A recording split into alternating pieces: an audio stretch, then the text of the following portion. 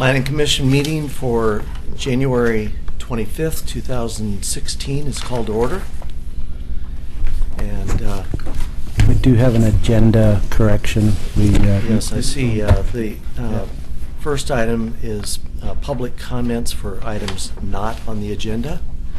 And I see we have two people signed up to speak on items not on the agenda. The first is Betty Mumm.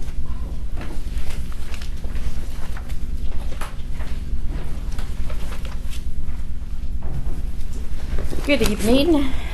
Betty Mumm, Oregon City. I wanted to just take a moment, and I did go back through last Planning Commission meeting just to kind of see what I'd said, and I didn't feel I had threatened you by any stretch of the imagination, but apparently somebody from the audience had felt like I had done that, so I just wanted to clarify. I'm speaking only for myself. The reason why I was here and the reason why I appreciate what you guys do is because you guys do a lot of the heavy lifting for when I sat on the city commission. I always looked to you guys for guidance on your, if there was anything that came before us for an appeal or anything like that, I always looked for your guys' guidance with the minutes and went back to the Granicus and listened to everything that was said, and I just really wanted to apologize for any misconceptions and let you know I truly do appreciate everything that you guys do. There was only one appeal that came before us as I was a city commissioner, and that I chose not to go your side, but everything else I went with you guys because I know that you guys put a lot of work and a lot of time into this, and I appreciate that. And the hospital is near and dear to my heart. It was my employer for several years. It's a great asset to our community, and that was what I was trying to hear and to understand what was going on with that when I went back through the Granicus and listened to the prior. And that's when I noticed, you know, but that was my whole purpose, was to say, I appreciate you guys. I know you guys go through a lot of work. It's all volunteer. And sorry for any mis-ideas. Thank you. Well, thank you, and we're all trying to lean into our microphone just a little bit better now. Well, I'm sorry again. I didn't mean to threaten. None taken on my part, and we appreciate your hard work on the city commission. Well, it's all volunteer, and everybody puts so much time into it, and it's just a great asset that you guys are there. Very good. Dan Holliday is scheduled to speak.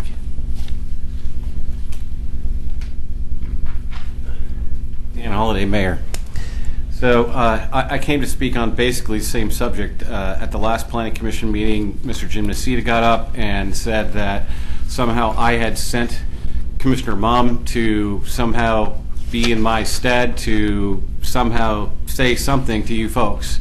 One, I've been mayor for a year, and I don't think any one of you can recall a single time in which I have had any kind of an individual discussion with any of you about anything that's come before the Planning Commission. Would you say that's true? So I look at the separation here as very serious, that what you folks do has to be done here.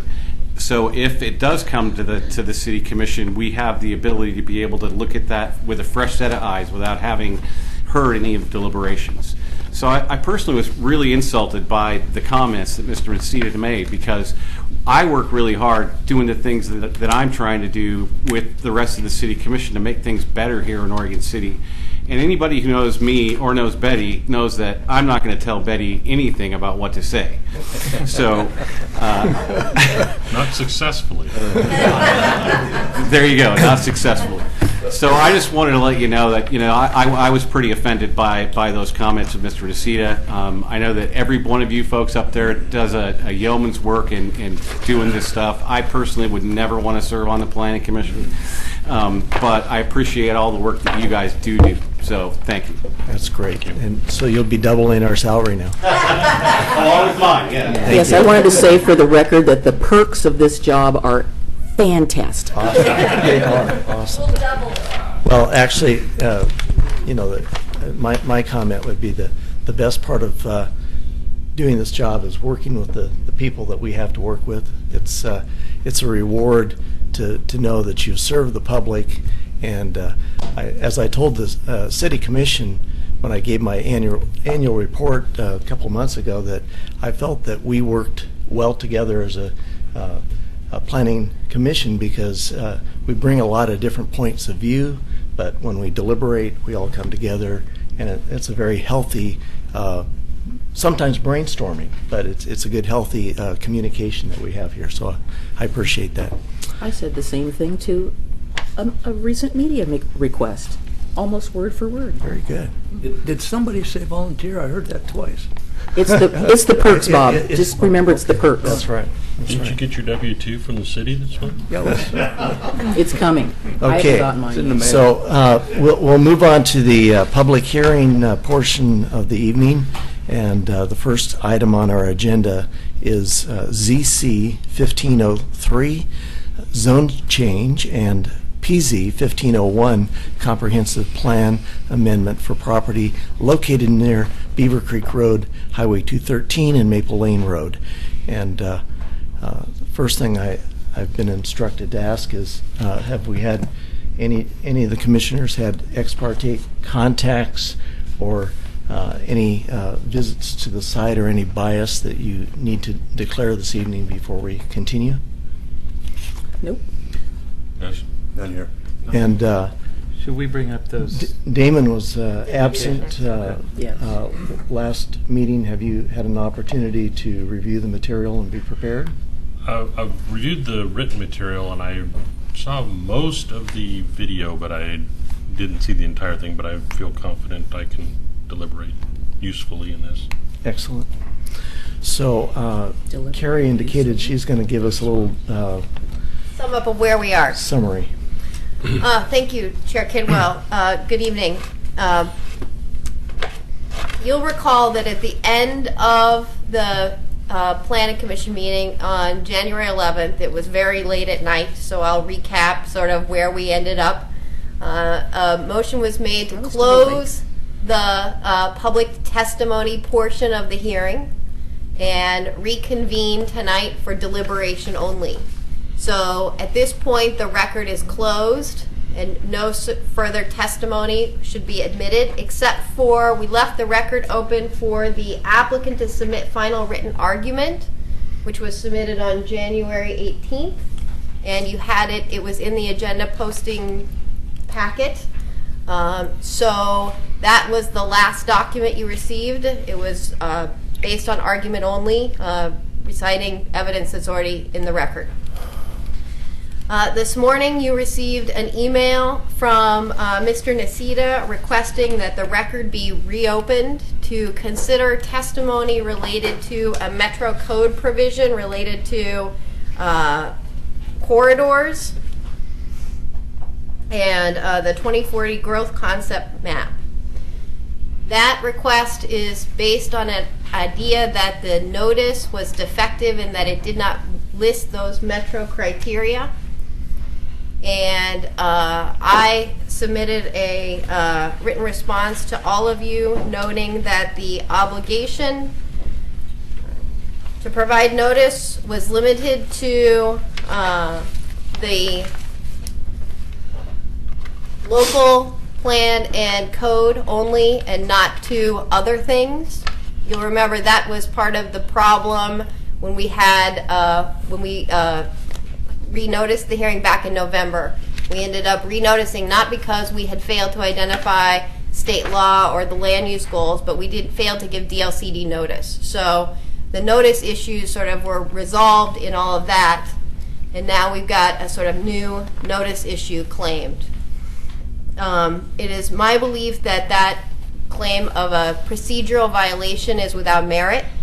Mr. Nacita had an opportunity before the January 11th hearing to raise this issue or to raise these Metro Code provisions. You'll remember when Chair Kidwell says, identify other criteria you believe apply to this application.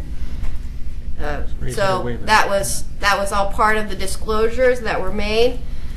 So at this point, your choice is to reopen the record to consider this new issue that Mr. Nocita has raised. And then as a follow-up issue, we've got a request from Ms. Grazer-Lindsay to reopen the record. She doesn't specify, but I believe it's for the same Metro Code notice issue. So my recommendation is that you reject that request, but you certainly always have the option of reopening the record to consider this and any other issue. If you decide to do that, we would need to renotice the hearing because we haven't notified people that additional testimony will be accepted. That opens it up for any other issues as well, right? It could, yes. Yeah. It could, but You could limit it. limit it to that. You could limit it. We're reopening the record solely for this purpose, but again, we'd have to notice it. We'd have to notice the hearing, and we'd have to have another hearing. Okay. Anything else we need to know? One of the things that has come up is this whole question about whether or not Mr. Nocita at the last hearing requested that the record be opened. He did. And I watched the hearing this afternoon, and I think what he said is, if you decide to set this hearing over, the record be left open. And I think then Commissioner McGriff asked him as he was walking out the door, she said, "Are you requesting a continuance?" And the answer I heard was no. I did ask that question. Under state law, you have there was a right to request another opportunity to submit testimony. That's all the state law allows. It doesn't allow for contingent requests. And I kind of view this as a contingent request. And when he was specifically asked if he wanted a continuance, the answer was no. So my recommendation again was that that was not a request to submit additional testimony consistent with the law. So you don't have an obligation to reopen the record for that reason. Okay. So those are the sort of 2 points I wanted to raise. Do you have anything to add, Laura? No. All of the issues that were addressed within the public hearing process are addressed in the staff report, which was submitted into the record at the last hearing on January 11th, and then that with the written rebuttal from the applicant. The city believes all of the issues that were identified were addressed and that the applicant does comply with the approval criteria given the revised conditions of approval. Okay. So before you move into deliberation, I would ask that you have a motion and a vote on whether or not to reject the emails that were received today. And I can sum them up for those of you who haven't seen them, but there were 4. I only saw one. 4 with Grazer-Lindsay. Well, there was 2 from Mr. Nocita, 1 from Mr. Robinson. And one from- one from Elizabeth Grazer-Lindsay. Right. And I have printed Right. copies of all the emails if Right. we need Should to you see them as decide to well. put them in the record, we'd be happy to distribute them. That was my question. There are emails directed to us individually and as a commission. Can that be construed as being part of the public record? We decide. Pardon me? I think that's what we're talking about. We're talking about whether they're going to be part of the record. The record is closed. Yeah, I understand that, but I mean, since it was via those concerns, and those comments were made via email and not in public, why should it even be an issue? I mean, Well, I think that was the crux of the issue, and Ms. Richter pointed out that was really inappropriate communication for them to be submitting communication directly to the commissioners. It should have been directed through Ms. Turway. Yeah, she wasn't saying that they shouldn't have communicated at all, but it should have gone directly to Laura. Procedurally. And then to us. oh, okay, I got you. If it had gone to Laura, I'd have presented it the same way. We received these email requests to reopen the record. You need to decide if you want to reopen the record to take these materials in or not. Okay, So the question is the same, right. largely. So We have I'm not this- sure what the other commissioners are thinking, I guess I'm not necessarily inclined to reopen the record, but let's have a motion. Could we have discussion about it You want to before? have a discussion before the motion? Yes, because I'm not prepared to vote on a motion Okay. unless I know, again, achieving that consensus among our acrimonious group. That's right. So I would be interested So in what- just hearing some Our harmonious group. Yes. harmonious, yes, and delightful, yes, Yes, harmonious that's and right. delightful group. So, what are your thoughts? I read the first 2 emails because I responded to Carrie and I said, "Why are we getting this?" So that was my big concern, was why we were being communicated with by, and I didn't see Elizabeth, and I'm sorry, I was out weeding this afternoon because we had nice weather, and I did not check it before I came. As someone who's long been a proponent of citizen involvement, I know that there is a point in time when we've had enough.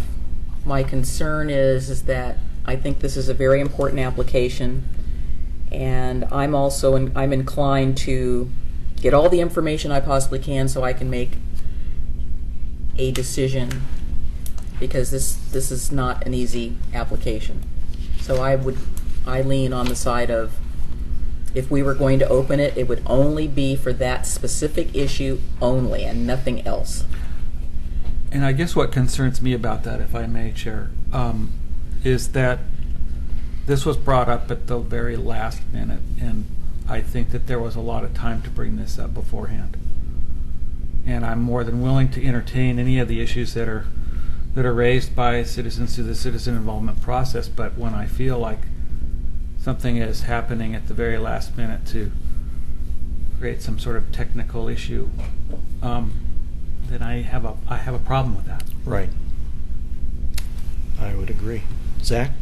I echo Paul. I wonder to what end, because we could in 3 weeks be right back here, coming real close to a decision, and then some small thing is brought up in an unorthodox manner, and where it's again the linchpin on whether or not the business moves forward, and we have a well-vetted procedure to accomplish these goals, and deviating from that I don't think is in the best interest.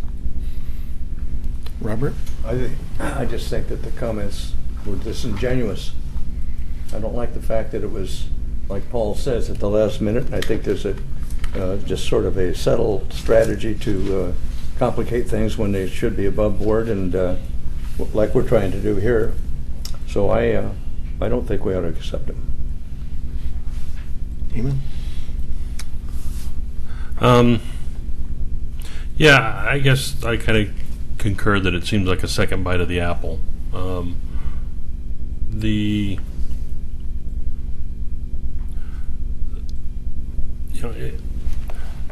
One of the reasons why this has taken so long is because Mr. Nacita pointed out that there was an apparently appropriate notice. So it seems that it would behoove him that when the second notice came out, that he should point out any inadequacies of the notice at that time, and then they could either be addressed by re-noticing or it being discussed as part of the hearing.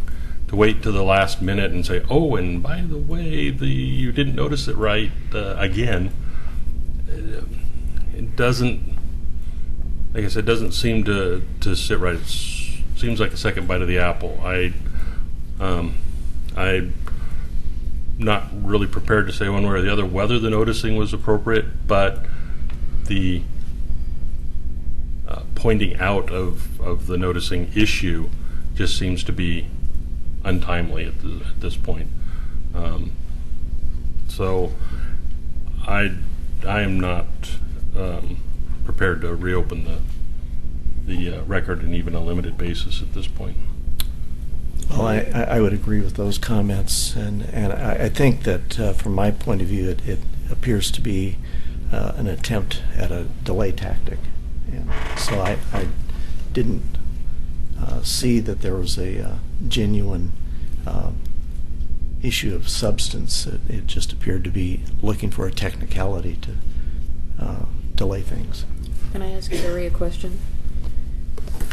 Because there's, and I think I asked you this at the last meeting, that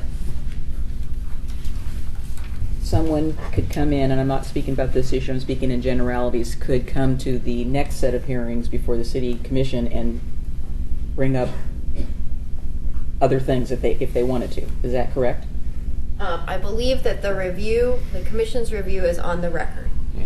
Well, I wanted So- to confirm that. So- I'm not sure that that's why I'm asking you. I'm not sure. My gut is that I don't know if it is or not. I believe it is on the record. So, new For sure? evidence.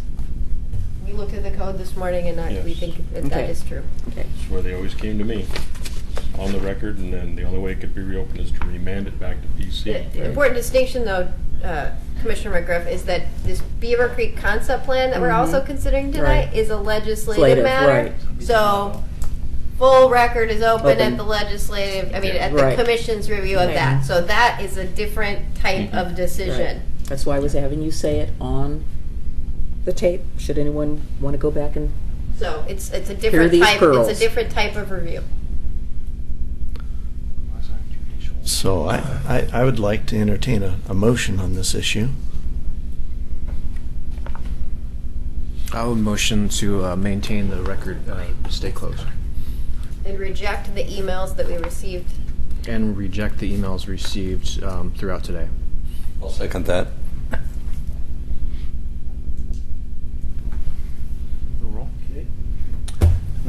Commissioner McGriff, No. Commissioner Maybe, Aye. Commissioner Henkin, Aye. Commissioner Espy, Aye.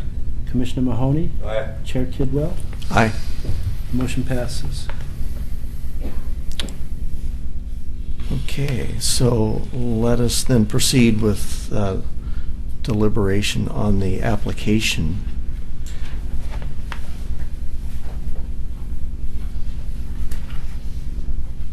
Robert, you want to start? Yeah, I've taken a look at this, and for the most part, I support it. I think it's going to be a healthy addition to the community. It's near a major intersection. I think the transportation issues are eventually going to be resolved.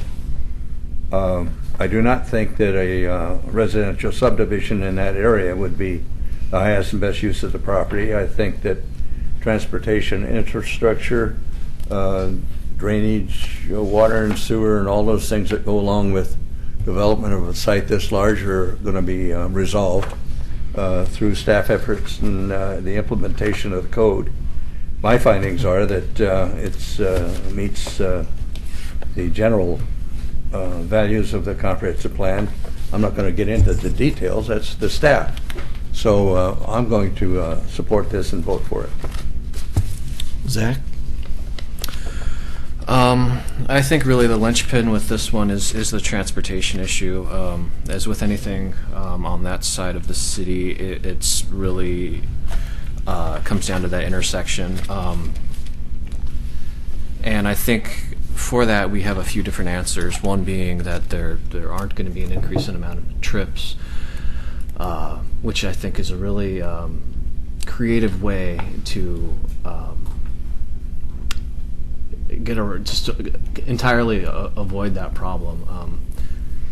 We know we'll eventually have to fix that intersection, but we've at least identified how and where we will grapple with that problem with an alternative mobility study. Beyond that, I think it's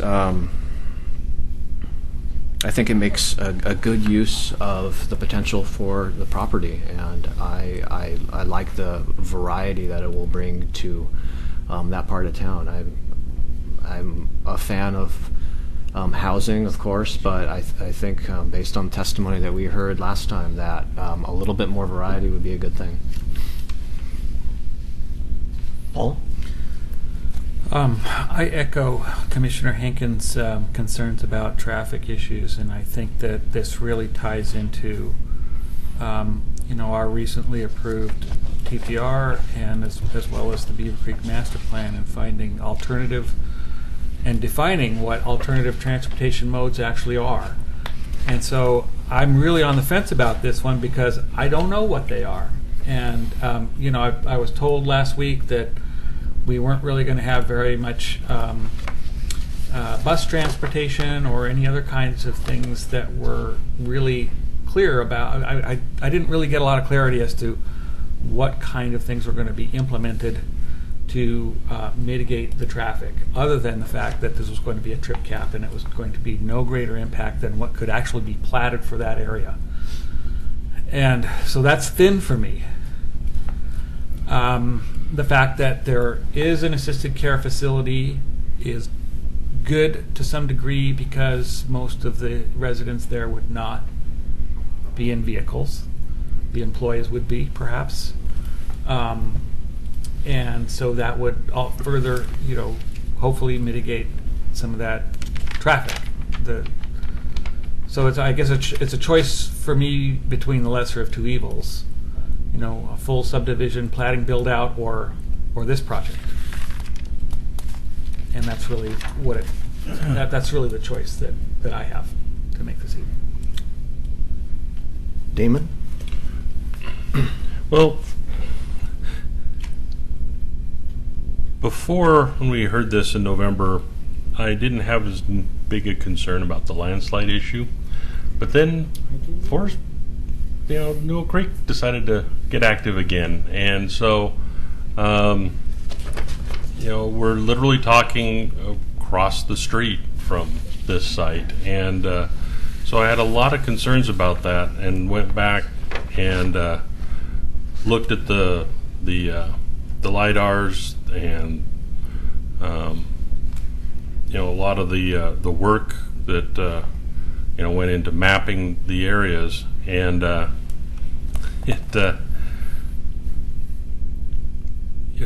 guess the thing I see is what it's going to come down to when if the city allows them to build, that they're going to definitely have to require some sort of retention walls. We'll just rely on the slope because all you need is a couple of really good rainstorms and there is no slope anymore. I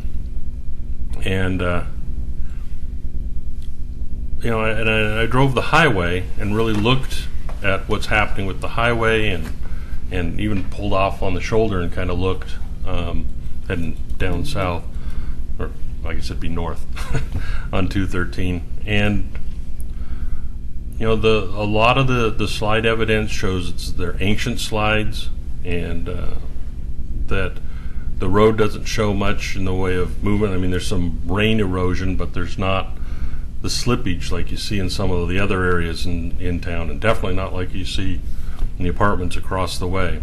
So I feel significantly better about proceeding with this. The biggest thing I think is the city needs to really monitor the whole trip counts issue. It's real easy for something to get 10 years down the road and we're all gone and 3/4 of the planning staff's gone, and maybe even it's new owners of the Historic Properties LLC or whatever your company is, and they say, look, this would be a perfect time to slap a XYZ in there, and it just blows the trip counts because there's not a clear record of what's supposed to be happening. Or they come back to us in 10 years and say, oh, the road's better and everything's, we don't need that, and we can't build anything with only 50 trip counts, and we think we could do 78. And so, to me, the only way this can really work is if we have good, clear traffic counts on what can be. I like the idea that after all the construction's done, there's going to be a lot less heavy vehicle traffic. I'm sure the assisted living is going to have a shuttle bus or whatever, but it's not going to be 75 buses, long-bodied, heavy-rigged buses driving up and down that section of the road.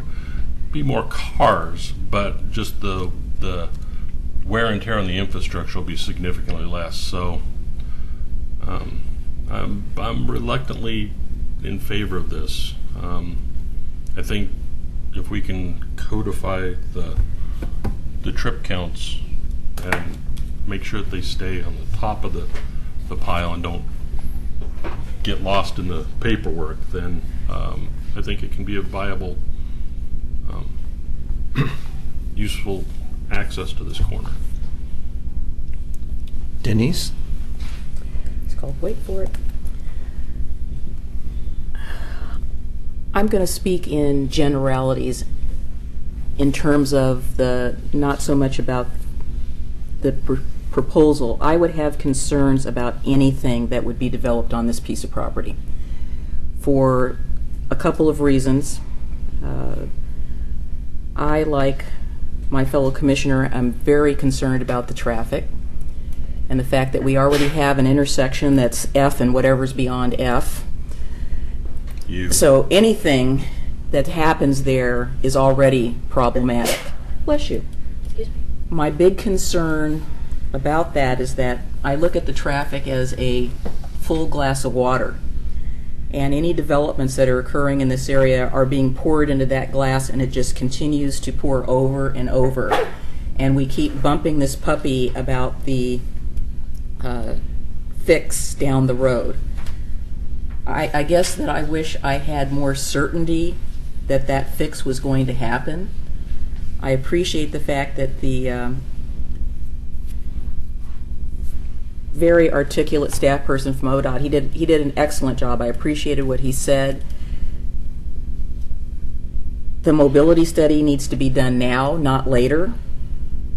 I'm concerned, as you are, Damon. I would like to see something much more stringent in the conditions of approval if I was going to support this, that it cannot in any way exceed those trips. There was already a request in the packet, which was withdrawn, I understand, to ask to modify that. I don't have any certainty that that's not going to happen again. That made me really nervous. The other issue, and again, having bumped around this community for a number of years, I have a lot of respect for the geotech person that did the report. I'm familiar with his work and the company's work. What concerned me about the report was the moderate hazard to the headscape slope poses to the development. I'm reading just from a sentence here, and he says the development potentially poses a moderate hazard. If this had said it poses a low hazard, I think I would have felt a lot better about that. So I went to my dictionary and read the word, what does the word moderate mean? So it could be less, it could be more, it's kind of, I just don't see how we are going to fix that with conditions of approval, because we have other developments that we have looked at in the past that were approved by this jurisdiction that we now know we probably shouldn't have approved them. It's not an I told you so, but we don't control the earth. We have no way of saying if we do X, Y, and Z, it's not going to do something else. It's going to do it. And I appreciate this report. This was very thorough. It was very easy to read. It was very easy to understand.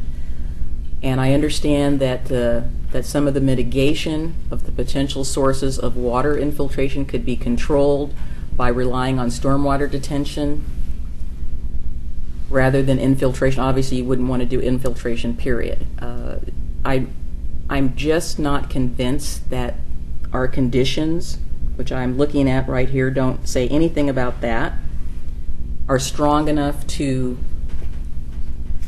help us in that regard, and those are my two big issues. I'm not sure, even with the trip cap, that we have solved that problem. We have not. We're just, like I said, we're just kicking the can down the road. And it's not that this development is appropriate or inappropriate. It would be any development on this site. Those subdivisions that are there now, hindsight's always 20/20. I take that road on occasion to go down to Redland, and I'm telling you, the traffic on that again, speed, and that's no shoulders, no nothing. I mean, people are driving through there like bats out of hell. They drive like bats out of hell in the town anyway. This is the new and improved. So those are my concerns. So you guys need to help me. See, I guess the problem that I'm having is the Get fact there. that there's no project. I mean, I'd love to have the no project alternative, but I don't think that's an alternative. No, I didn't say that. I know, but I mean that's what goes through my mind. Yeah. It's like, okay, I'd rather not see anything there at all, and let's wait until we get this thing fixed. However, we're going to fix it, either through physical improvements or by some sort of trip cap or trip reduction programs that are done by alternative modes. So then you're down to this lesser of two evils thing. Not that your project is evil, but I'm just You're speaking metaphorically, I presume. Speaking. Metaphor. I apologize if I'm being loose with my words, but then it becomes this issue of what's the better project? No, I agree with you. I mean, I'm not using that metaphor, Yeah. but I again, it's, they say location, location, location. Yeah, I know. Well, and I think, yeah, So how do we fix well, what this? you said about the headscarf was why I stopped and walked around and looked. Yeah, at I did what the was same happening. thing you did. And it just kind of kept coming back to me, especially because the buses were coming and going up there, that I think, to me, it was a balance of if buses or trucks or whatever, vehicle were to continue to use that site as it's being used.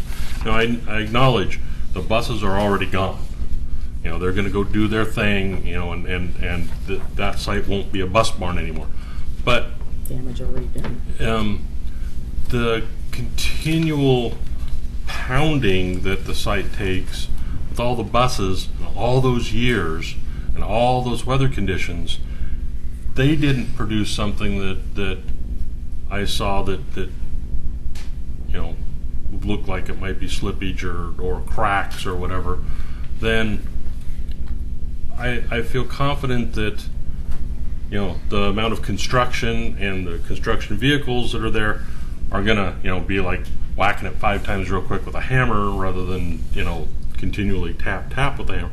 But it's going to be over and it's going to be done, and eventually the site will be more stable over the long run because of the lack of impact of the heavier equipment that's going to happen there. I mean, the site's been almost unchanged for, the 20 years that I used to drive back there and, do things with the What about girlfriends. year 20 and you don't know. You have no way. I understand that. I have to look at the past in order to predict the future. That's all I have. I know, because my I crystal understand. ball is too foggy. Yep, I And what I'm understand. saying is what I remember that site looking like 25 years ago is pretty darn close to what the site looks like now, and it's had a decade of heavy traffic.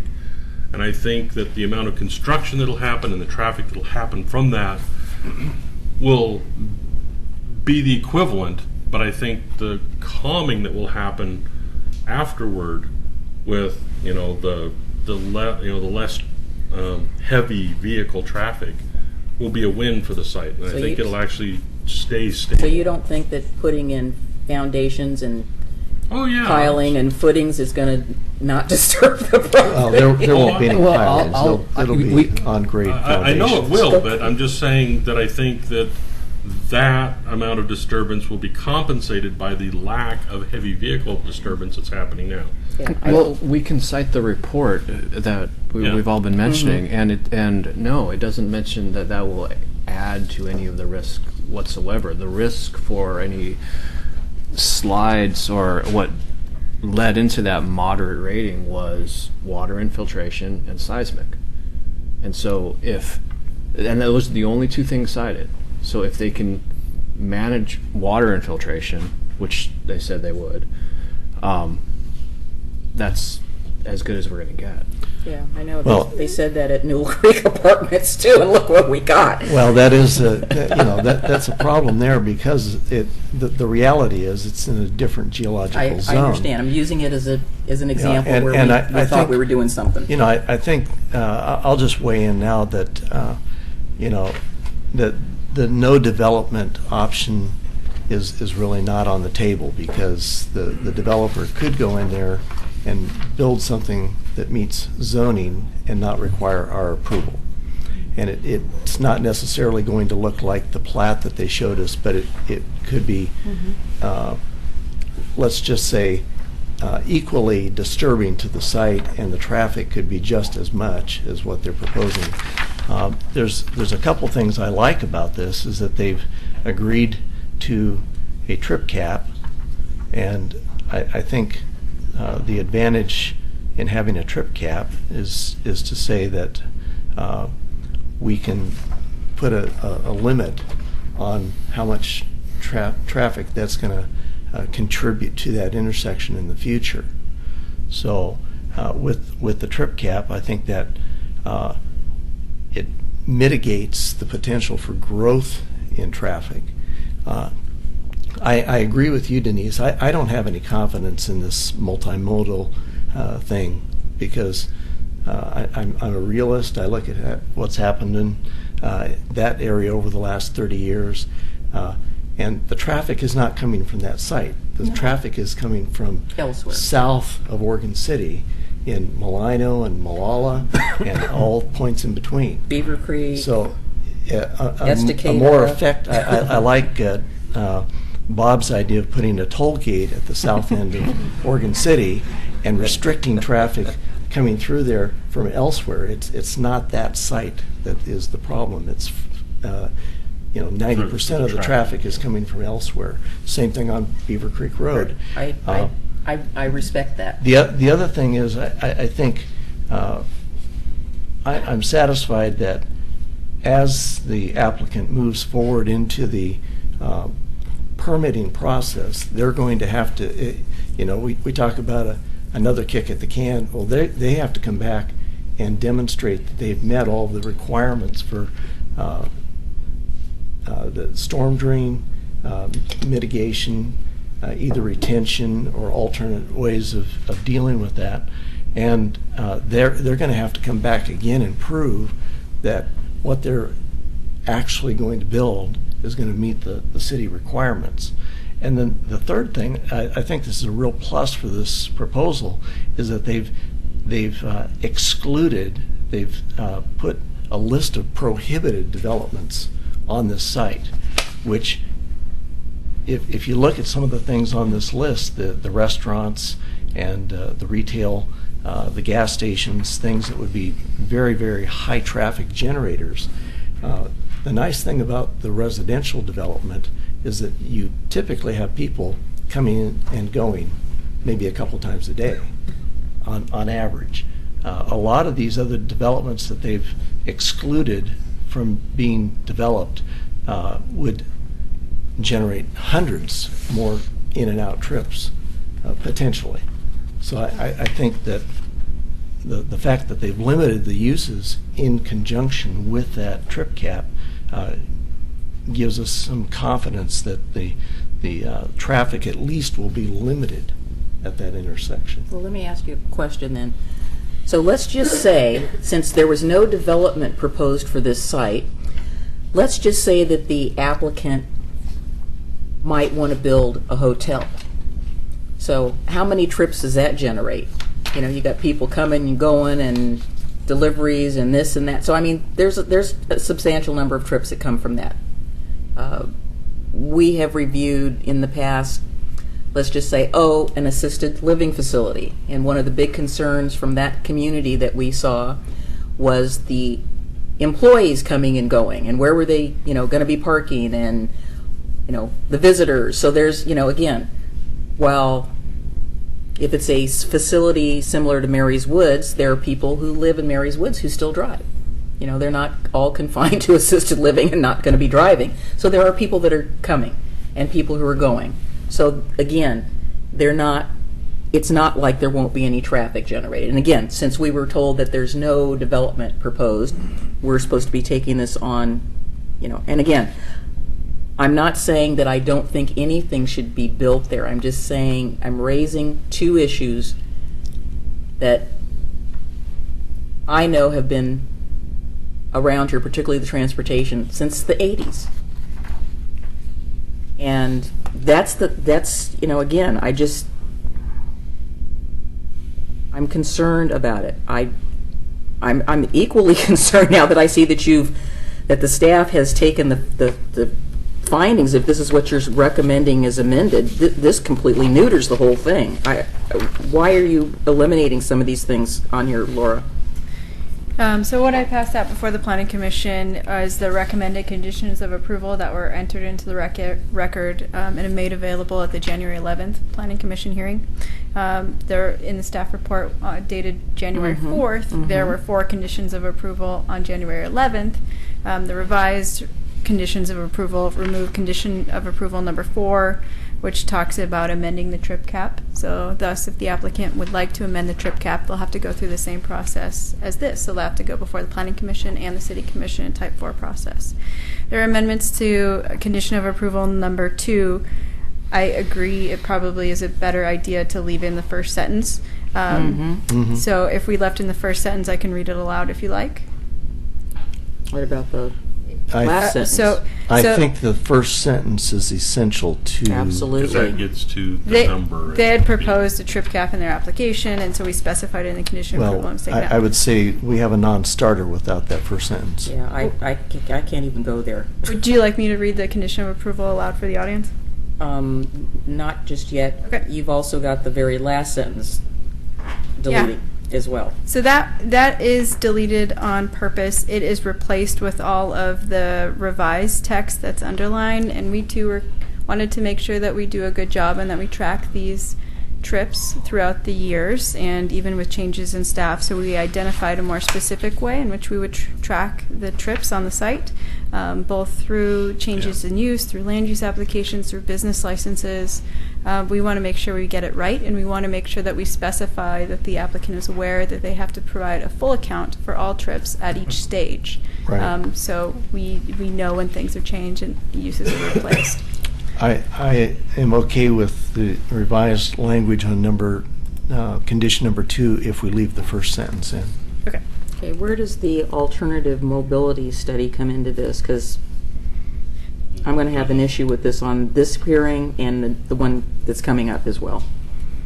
How do we get to there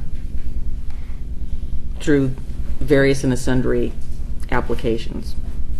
Are they going to be required to participate in part of that?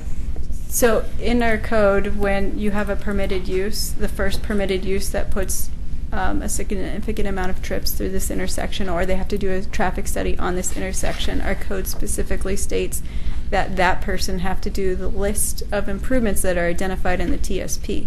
In the TSP, there are 3 projects for this intersection identified. One is some lengthening of a left turn lane. Then there's some signage, and then the third thing is the alternate mobility study. So at any point in which any development for a permitted use wants to come in and do a site plan design review or a large subdivision or something like that, and they put trips to this intersection, that red flag comes up. So the city is aware that we do need to conduct the alternate mobility standards sooner than later.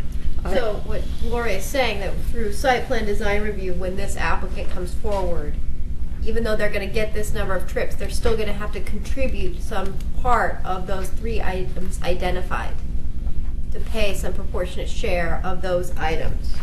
Right? I would, Just as if they were a housing Just development as if coming there in. any person who puts trips through there comes through for subdivision or site plan review approval is going to have to do the items identified in the transportation system plan just like any other developer. And the alternative mobility standards are listed as a project. is there some way that can be referenced in the conditions of approval? Because that would make me feel a lot more comfortable, and I would be more willing to support this application if I knew that was in there. So it's explicitly in our code right now. So that's why it wasn't in the I want it in conditions. there. I want it to be perfectly clear. Is there a way that you could word a sentence that referenced that so that they're what's the word I want? They are co-joined together. Well, I mean, I know it's in the code. I'm just telling we you. don't right that- now know what the proposal is, so we don't know how many trips it's going to generate, so we don't know to what extent those projects are going to be required. I would Well, like. I think what I hear Denise saying is kind of replacing for with, in accordance with city code, when site plans are presented, they will have to comply with, the three things that you just outlined. How about just subject to mobility standards?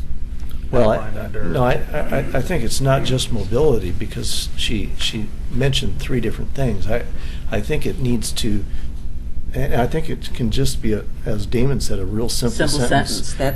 I just that- want it in there. That's what I'm saying. A new development would trigger the compliance with TSP projects that are identified for that intersection.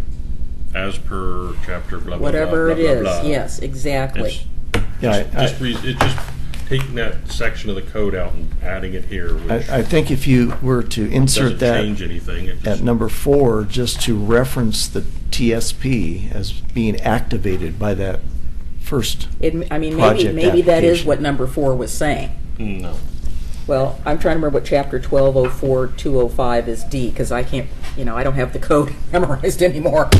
So it does. So 1204-205D specifically says so it goes into detail. It's kind of long, but it basically says for the intersection of Beaver Creek and 213, when development occurs, it should comply with the mobility standards identified in this section and provide for the improvements identified in the transportation system plan in an effort to improve intersection mobility as necessary to offset impact caused by development. That sentence would be wonderful. If we can put that in there, Yeah, I think, similar to what you said. I think what we would feel comfortable is if the first application for development at this site triggered compliance with that.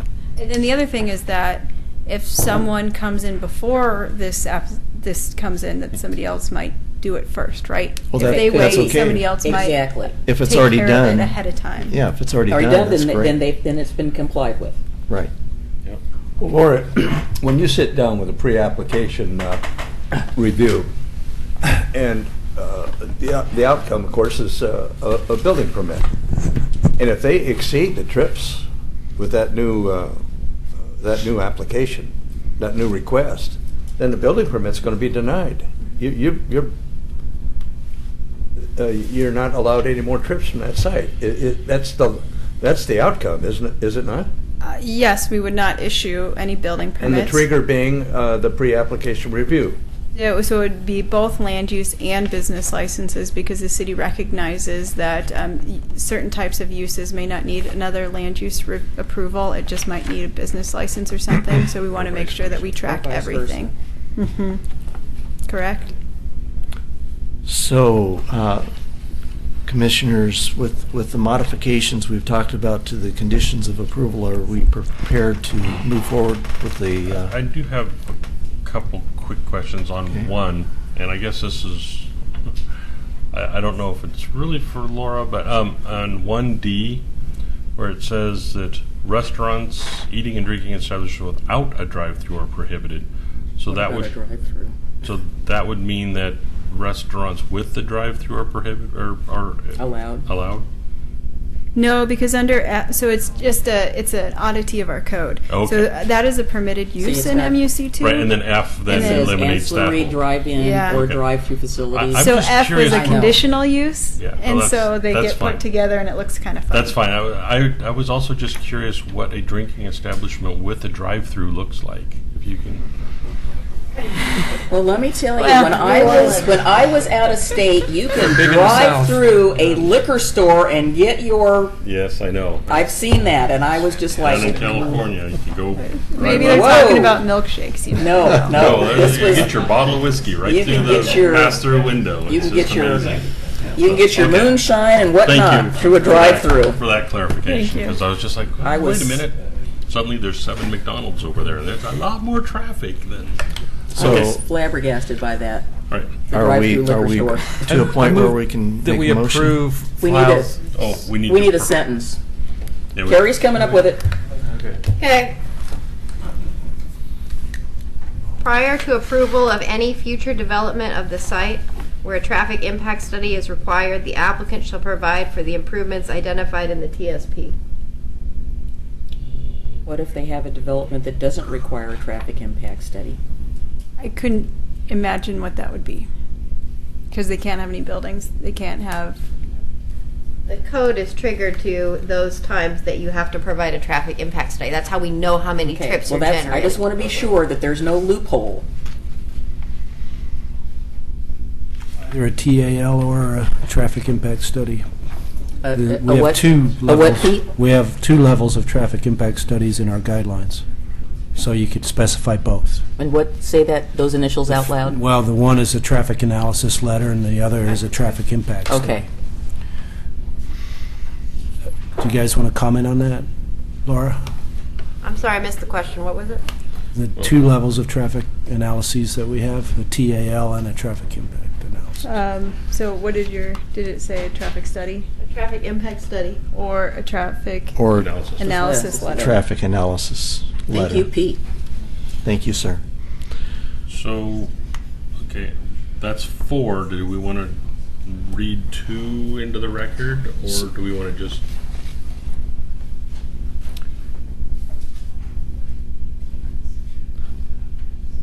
Okay, no talking.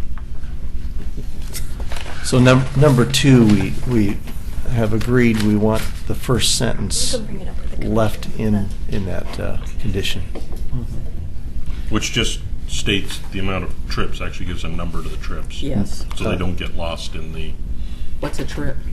well, That's what I'm saying. yeah. Well, I mean, No.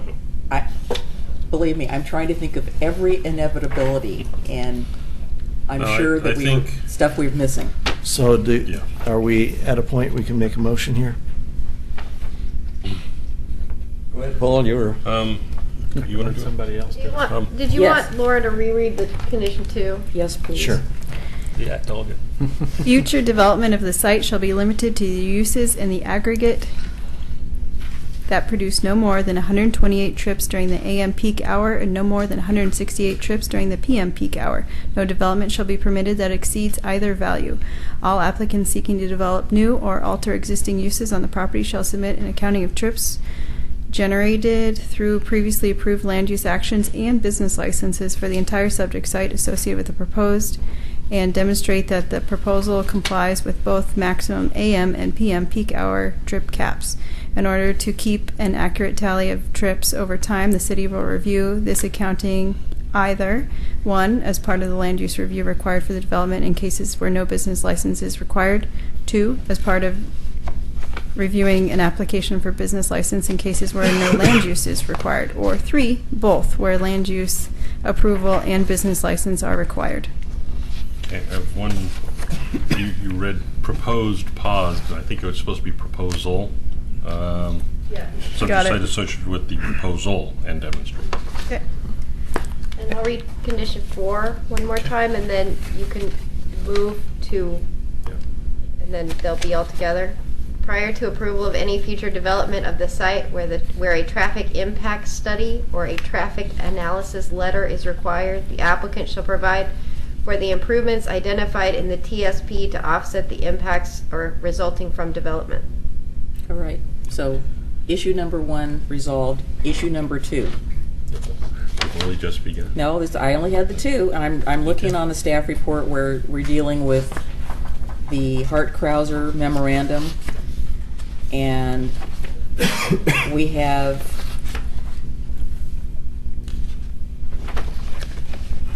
the, looking at your, trying to find your finding here, Laura. Regarding geologic hazards, Yes. essentially, a summary is that the applicant is not proposed to turn any dirt at this time. They're not proposing any construction. when they do proposed construction, they'll have to go through a public review process to verify that they demonstrate compliance with our standards. We do have a geologic hazards code that was adopted in Chapter 1744 of the code, which means potentially they'll have to do studies. Those studies get vetted, and they also get vetted through a second engineer, which the city hires. Mhm. And they are much different now than they used to be. Mhm.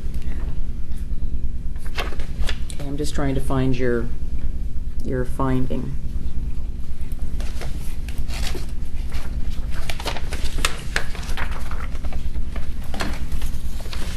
So that's why there's no condition of approval, because essentially there's no impact at this time. Her finding is finding. Well, the finding is on the last page. There wouldn't be any difference in the amount of geological hazard that would be acquired or created by a project that would be outright permitted in this zone than this zone change would allow. It's the same. It's the same? If there was 158 houses or a hotel and Right. 2 whatevers, it's the same. It's on the same piece of ground. Well, the same mitigation is required. Same mitigation to be required, same. Regardless of what they Geologic study. propose, And it will still have to always comply with our So standards. that would occur during the development review application. Right, as and opposed to the it zone. basically boils down to how much change you're making into the surface runoff, how much impervious area that you're adding to the site, and what you're doing with that water. Yeah. So regardless of the development, whether it's individual houses or Right. just one building, you still have to meet that same obligation. I think you made a statement here that says the planning commission can find that these, obviously the mitigation measures above in this paragraph, measures are feasible to be achieved during the subsequent land division and development of the property with appropriate conditions of approval. So you were talking. It's feasible that they can That's comply. actually- Right, you were basically saying that, based on the Hart-Krauser memorandum, et cetera, et cetera, et cetera, like I said, the part that still bothers me is that the moderate hazard, Yeah, well, and I'm not sure how to resolve that in my head, because I can't control the ground. yeah. Well- And I think you're going to find that's going to be the response anywhere within 100 feet of any curve in the city. And the city's all curves. But again, I know. the moderate hazards would still be there irrespective of the zone change. Exactly. Yeah.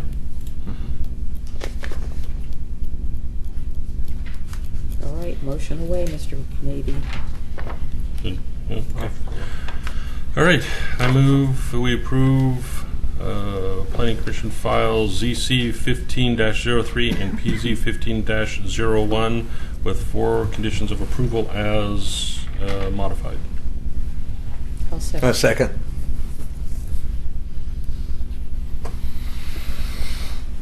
Motion by Commissioner Maybe, seconded by Commissioner McGriff. You could give Mr. Mahoney the credit if you like. I don't need it. Oh, you I get you defer first. I defer to Mr. Mahoney. Okay. And I will 35. change. Can you say first, seconded, and thirded it? I only have spaces for 2. Oh, okay. And you know how those government forms are. I know. They can't be modified or amended So I'll under read threat you. of law. Commissioner McGriff. Or immediately. Aye. And I do want to say for the record, again, I'm still concerned about the slopes, the hazard, and the potential. Commissioner Maybe, Aye. Commissioner Henkin, Yes. What you're saying. Commissioner Espy, Aye. Commissioner Mahoney, Aye. Yes. Chair Kidwell. Aye. Motion passes as amended. The item will move forward to the City Commission on February 17th. I may have to go to that meeting. Okay. Next on our agenda, item 2B, Or not which to is, be. yes, to be or not to be, PC 16-017, readoption of the Beaver Creek Road Concept Plan, Planning File LE 15-03. Do we have an Yes. update?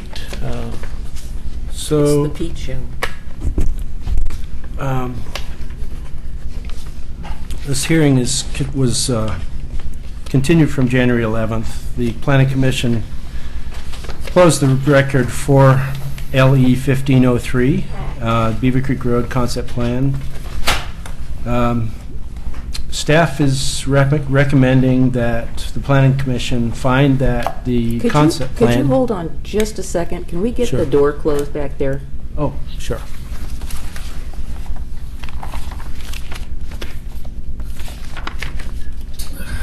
I know they want to chit-chat, but I don't want to be distracted either, and I'm easily distracted.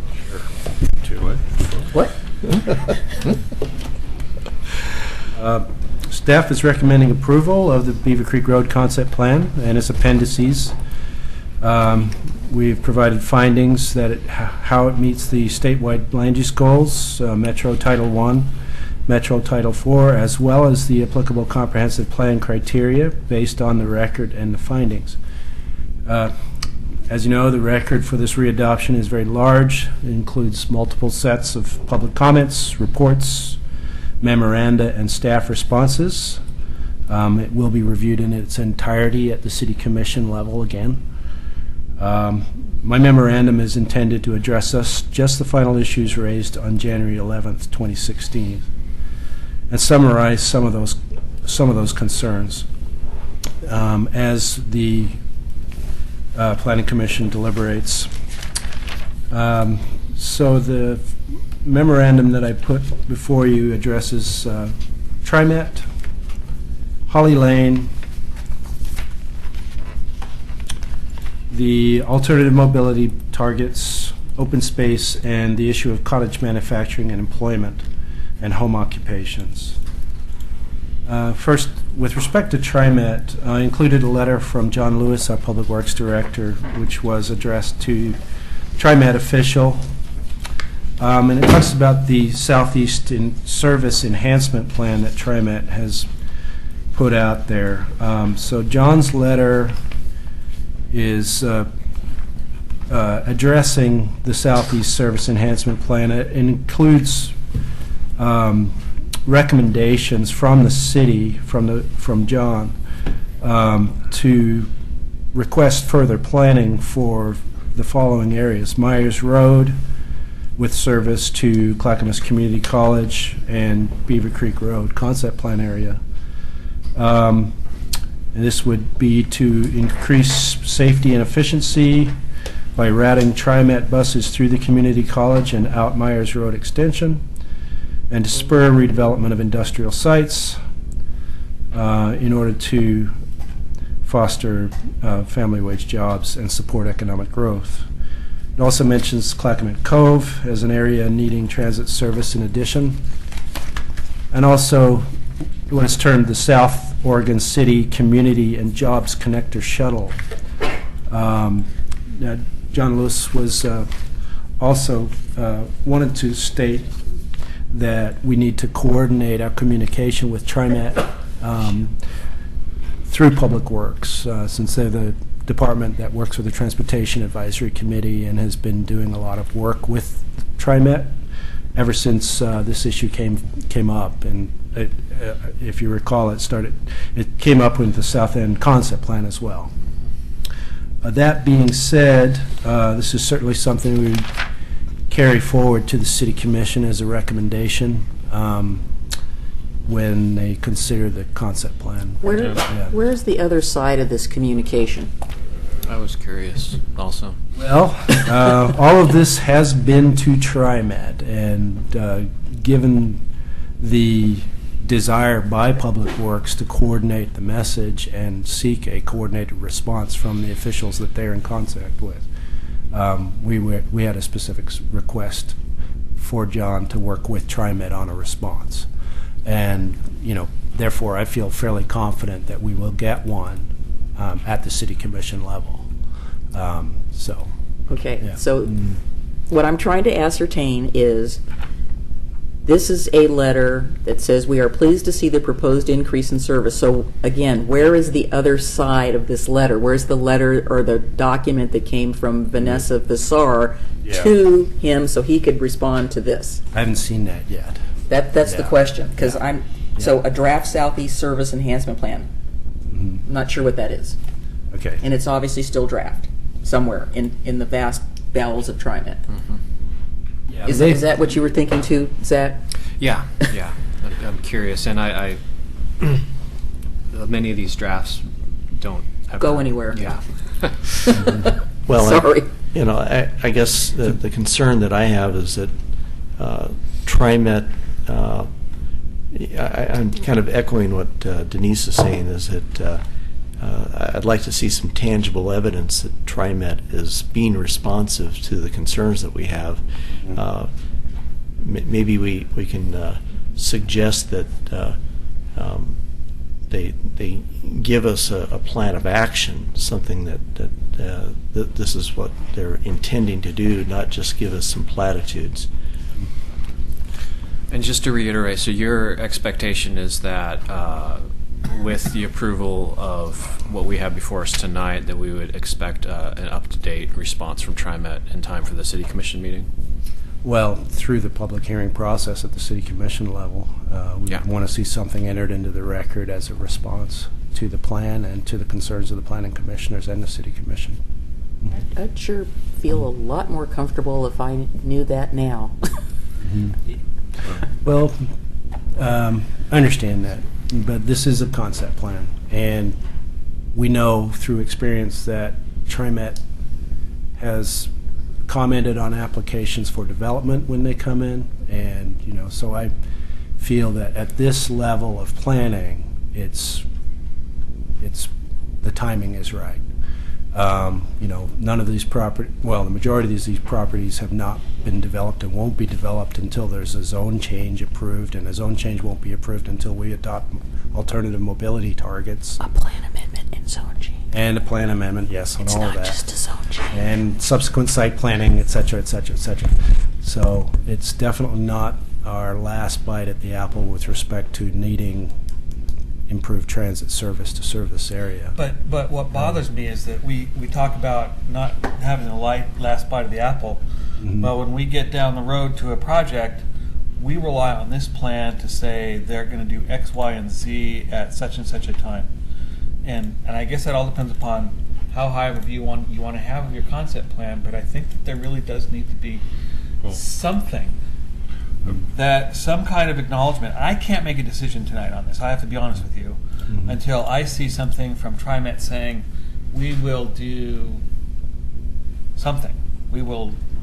It doesn't have to be exactly how many bus stops or how many buses or how many trips they're going to do or any of that kind of thing, but I think there really does have to be some kind of give and take between the city, the county, and TriMet as to how this is all going to work. From the, Well, I guess, if we're going to rely on alternative modes, if we're going to do the What we said we're TSP gonna do. with alternative modes, this is kind of like a big piece of that alternative mode pie. I mean, yeah, we do TDMs and TSMs and all that other kind of stuff in our individual businesses, but that doesn't come until we get further down the road. But I think we do have to have the.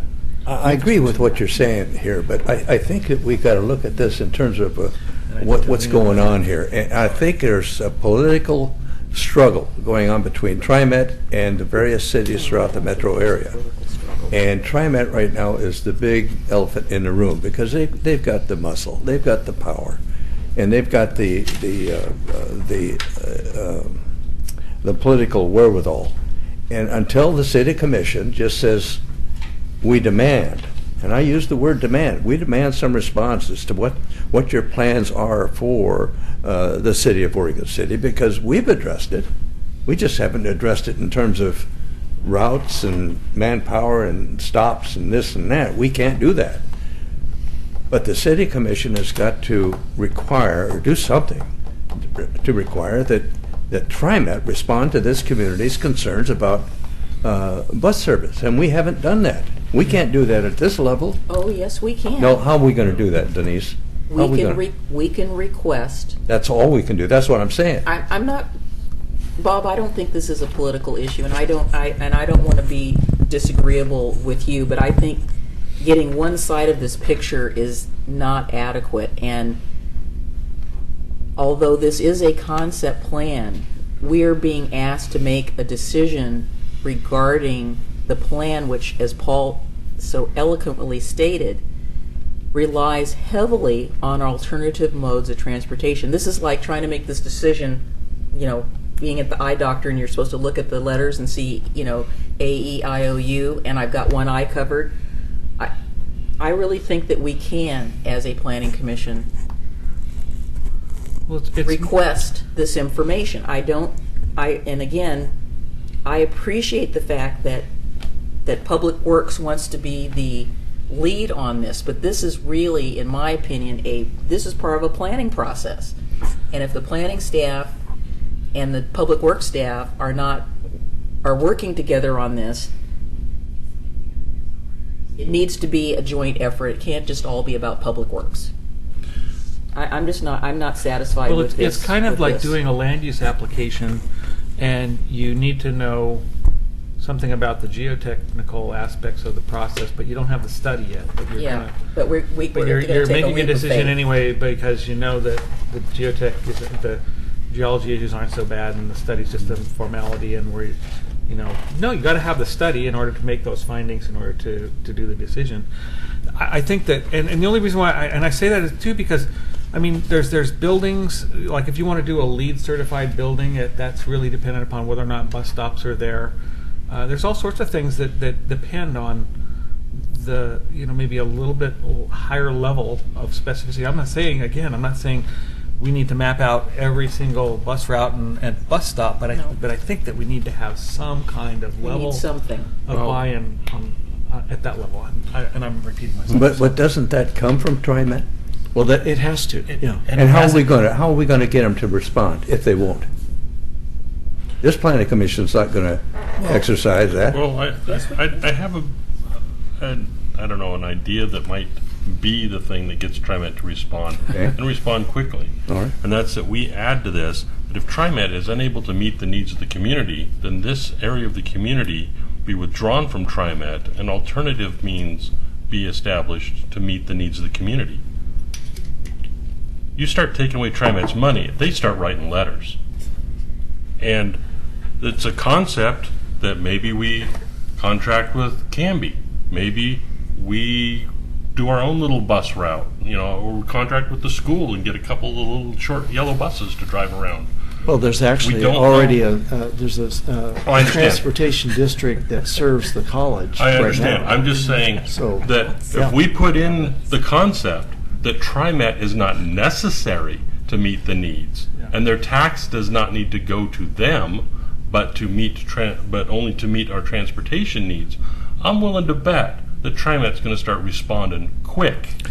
And I'll remind this commission that since the Orange Line opened, that TriMet's service to Oregon City has diminished. It has, not yes, it's Yes. diminished. Right. Yes, we have less. So, We have less transit. But I think maybe that's what we need to put in here is a concept that that this concept area not be part of the TriMet network in order to meet the needs of this area. But also on this, Pete, on your TriMet paragraph, third line down, Got a little- process during the commitio Holly Lauren hearing process. Something's missing. You dropped a sentence. No, it was just inserting a random Holly Lane into that during the city commission hearing process. Okay. Yeah, so. Well, I agree with what the planning commission is trying to do, and I support you, but I just don't think that, I think what we ought to do is just advise the city commission that we are unable to proceed and complete the Beaver Creek concept plan without the input from TriMet. Yeah, I think there needs to be some kind of Then statement then that- let's do it. that Let's Then do we, it. We don't kick the can to them. That's exactly right. We don't have the authority at this level to do that. If TriMet gets the message from our city commission based on our recommendation, then something's going to be done. But we're not going to write a memo or. Well, what if we include something similar to what Damon has suggested as leverage? That's pretty extreme. I just think that we're... As a recommendation to our city council. Yeah. So, if you're saying what I think I heard you say, I'm not willing to move this forward unless we get a response from TriMet. That's what I'm saying. Okay, then. Can I chime in at one thing? So, one thing is that we don't know what the alternate mobility standards will be. We don't know if they call for increased TriMet or if they just say, hey, maybe we'll allow more congestion. We just don't know But see, that's the until thing. the study's done. That's That- what's that's Well, no, no. That's Until the exactly the study- point. So- That is exactly the point. Right. And I TriMet think- can't let's see, respond there's until we one, do the two, study, three, right? four, But Laura, five. have they been a There's part of the six process? of us here that don't want to see more congestion. Okay, so that's not going to be an acceptable alternative. So, sorry, you go. No development, excuse me, no development pursuant to this plan can happen until the alternative mobility standards are adopted. And for the alternative mobility standards to be adopted will be a process that will come before you and will go before the city commission as an amendment to the transportation system plan. So, I know you would prefer to have the alternative mobility standards first, and that would be, my preference too, or to do them together. But there have not been very many alternative mobility determinations done in the metro area. So we are sort of a guinea pig, So- as John Mackler pointed out at the last hearing. I don't think we're asking for that plan. I think what we're asking for is a commitment from TriMet to improve service in this area. Don't make me call up Bruce Warner. No, am I correct? I will call We're him. not asking for the mobility plan. No. We're asking for a response to this letter from John Lewis saying that they are committed to increasing the service in this area. Well, and I don't No, this necessarily... isn't a response, Charles. He wrote this letter in response to something that came from TriMet. Right. But That was my question. Where is the letter that came from TriMet that kind of he like a responded Canon will to? serve letter, when you're. It's kind of like, we're pleased to see, blah, blah, blah. Okay, well, where's Ms. What you're saying is sort of like the school district saying, we'll serve the kids when they come. so Yeah. bogus, but anyway, yes. Yeah. I don't want to see Well, that. maybe with something, I don't want to see a one-liner from them saying, yeah, we'll bring buses there. No, serve. that's I think not we want a acceptable. little bit of a higher level of specificity than. Oh, yeah, and All right, well, I think like we beat Zach this has already horse to pointed death, out, so- Zach's pointed out that the bus Service. service in Oregon City has diminished in the last 20 years. It has not improved. Well, when did the Orange Line open? September. So we're talking about diminished bus service. Don't get me going on I know, that. I know. Don't Okay, get me going well, on that. We've said what we want to say about that particular issue. So But what did we say? we are saying, we are requesting specific contact with TriMet to say, we are holding this up because we need to hear from you, please. Yeah. We need you to be a willing participant. And Yes. I'd like to see the letter, So- other side of this letter. So can we have a motion? We're not Well- there yet. No, on what you just said. I've got just 4 other issues to address quickly. First item Cindy's is, got other stuff. second item is Holly Lane. Holly Lane was addressed in TSP. It is a minor arterial in our transportation system plan. One portion of Holly Lane, which is outside our urban growth boundary, between the Park Place concept plan and Maple Lane Road, is a rural minor arterial in the transportation system plan for Clackamas County. That is the cross-section that I put on your desk. All projects within the city's transportation system plan, whether they are within our geologic hazard overlay district or not, include detailed surveys conducted to identify hydrologic, topographic, or other geologic constraints, and all street extensions included in this plan are shown with conceptual alignments with a planning level illustration with respect to street connectivity. Final street alignments will be identified after those surveys are completed. So when the TSP was adopted, we had already made a finding that based on our development standards and review processes defined in our code, that the TSP update is consistent with statewide planning goal 7 hazards. Pete, are you saying that this is the cross-section for what Holly Lane should be? That is the functional classification for Holly Lane, as it should be, which is That's in an alternative Yeah. universe. But and that is is not subject to what's actually there. There are notes on that plan that they're subject to topographic environmental constraints. Yeah. So that is the typical cross-section anywhere in Wow. a rural so Holly arterial Lane has section. 6 to 8 foot paved shoulders and bikeways. Yeah, these are I'd sure like to know typical. where they are. It's like any TSP. It has a typical cross-section subject to Yes. final engineering. Don't forget the optional left Yeah. turn lane. Yes. So, Right. so Pete, And that closely resembles what we adopted for the Park Place concept plan. So I Yeah. appreciate this, but I do not see how in any I was getting to universe that. that we could ever get this on Holly Lane, ever. It's just not going to. That would have This to could never- occur thi- with much more planning and a Oh, yeah, UGB this could expansion. never happen on Holly Lane, and I will yeah. say that for the record. That's just what's on the books today. Every other section of Holly Lane is either in a concept plan area or within our city limit already. So, Is there a portion of Holly Lane that's in the city limits currently? no, but it is within the Park Place concept plan area. Yeah. I mean, yeah. in the So- best of And all the possible Beaver Creek Road. In the best of all possible worlds, let's just say, Clackamas County, and I'm going out on a limb here, is never going to improve Holly Lane because they don't have the money and it's not their priority. Yeah, they've stated as much. And I will have until to this area is brought into the UGB, Well, it'll be a gap. I'm not convinced that it should be in the UGB, but I know. that's a whole nother subject. I'm not saying it should be either, but yeah. And I think that in the best of all possible worlds, we don't have enough money in the world to do anything to Holly Lane that would work because of its instability. Now, I will tell you that when I first moved here, I was completely flabbergasted that the county allowed the school district to build a school out there. I had no concept of why that should even happen. It's there now, but I mean, to be honest with you, I wish there was a way that we could recommend that the TSP be amended to take substantial portions of Holly Lane out, because I think it's a fool's errand to think that we're ever going to do anything. I mean, it just, I don't ever see it happening. I mean, I'm not going to say never, but I just don't see it ever happening. And why, when we've got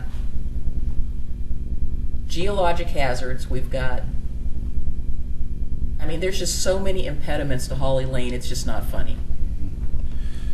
I mean, I would, you know, they're lovely people that live there, but I would never buy a property on Holly Lane for any reason. Right. Well, I don't know. there's no other north-south alignments except for 205 and Malala Avenue identified in any of our TSPs. There's nothing further east because our UGB doesn't go that far.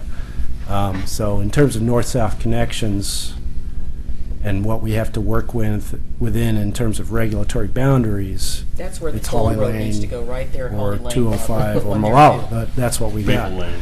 Maple Lane, Holly yeah. Lane, let's just, But this isn't before us, though, is it? I mean, No, it's not. no. Well, But right. it's I am bringing this I up agree, because but- it's raised as an issue. And it's I'm- raised as an issue. okay. So we don't believe it should be removed from the TSP. Well, staff said doesn't, on that. but, yeah. Well, Um, I agree that it needs to be in the TSP because it needs to be acknowledged that it is a north-south connector. But there's nothing in the foreseeable future, at least It can be realistically done. Yeah. that we're going to be able to do anything to, Yeah. except Yep. the impact how many cars drive down it.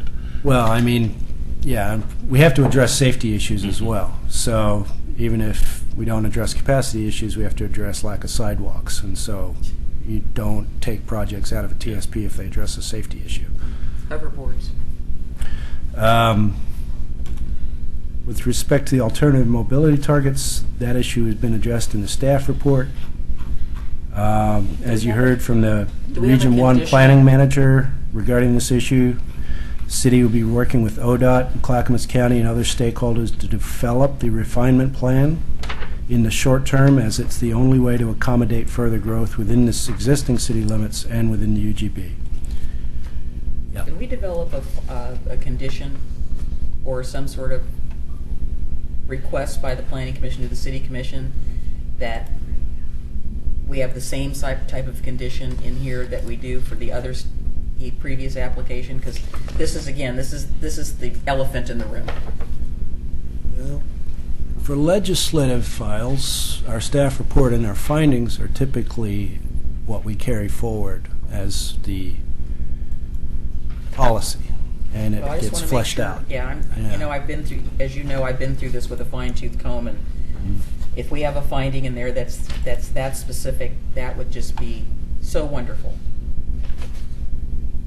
And I'm getting there right now. I think we could do that in a number of forms. Staff reports in the ordinance.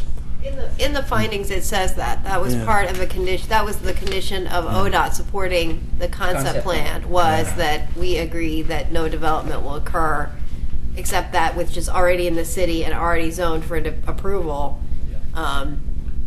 until we do the alternative mobility standards. I mean, we wrote that out in the findings. I'll have to find it if you want me to quote it. Just a second. I'm here on page 28.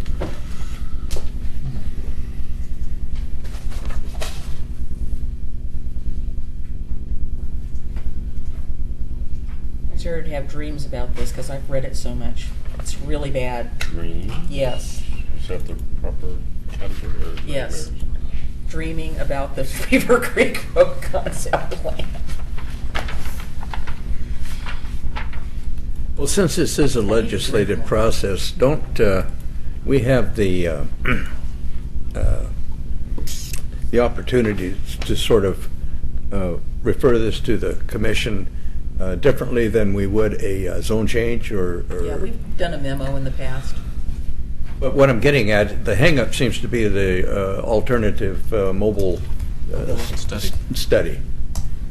Okay, is it on page 28 about midway down where it says the temporary exemption from the mobility standards for the 3 intersections identified in the preceding paragraph applies only to development that is permitted either conditionally outright or through detailed development plans, OCMC 1204.205D, period. For the Beaver Creek concept area, no development will be allowed that produces a greater traffic impact than permitted under existing zoning until alternative mobility targets are adopted. In other words, no significant development beyond what is allowed under current zoning will be permitted until alternative mobility targets are adopted. That's the one. Is that the one? One. Sounds like those last two sentences were. They sound like the last two sentences were kind of identical. It's worth saying once, right? It's worth saying it twice. It's reiterated. Put it in bold and underline it. Italics. It's all about the Okay, italics. open space. Okay, open space. Standard of 16 acres per 1,000 population was amended to a standard of 6 to 10 acres during the original planning process, as discussed in the record, and that reflects that the Parks and Recreation Advisory Committee was involved in that determination, and the Parks and Recreation Advisory Committee was apprised of this in 2015 with the readoption, and they voted unanimously to support the elements of the plan. To change that allocation now and provide additional open space would result in either a reduction in the designated industrial lands established by Title IV or a reduction in lands set aside to accommodate housing. And we do have findings in the staff report to explore open space provision for passive and recreation master planning with the Parks and Rec Department, as they move forward with their processes and acquisition in the future. But that issue was addressed. I don't understand what the issue was. The amount of open space has been reduced from, 12 acres per 1,000 to 16. 16. So there was a National Parks and Rec Advisory Board that came up with a The new, acres per 1,000. National standard is 16 acres. And for the Beaver Creek Road concept plan, we could only guarantee 6 to 10 acres per 1,000. And that was established when the process was being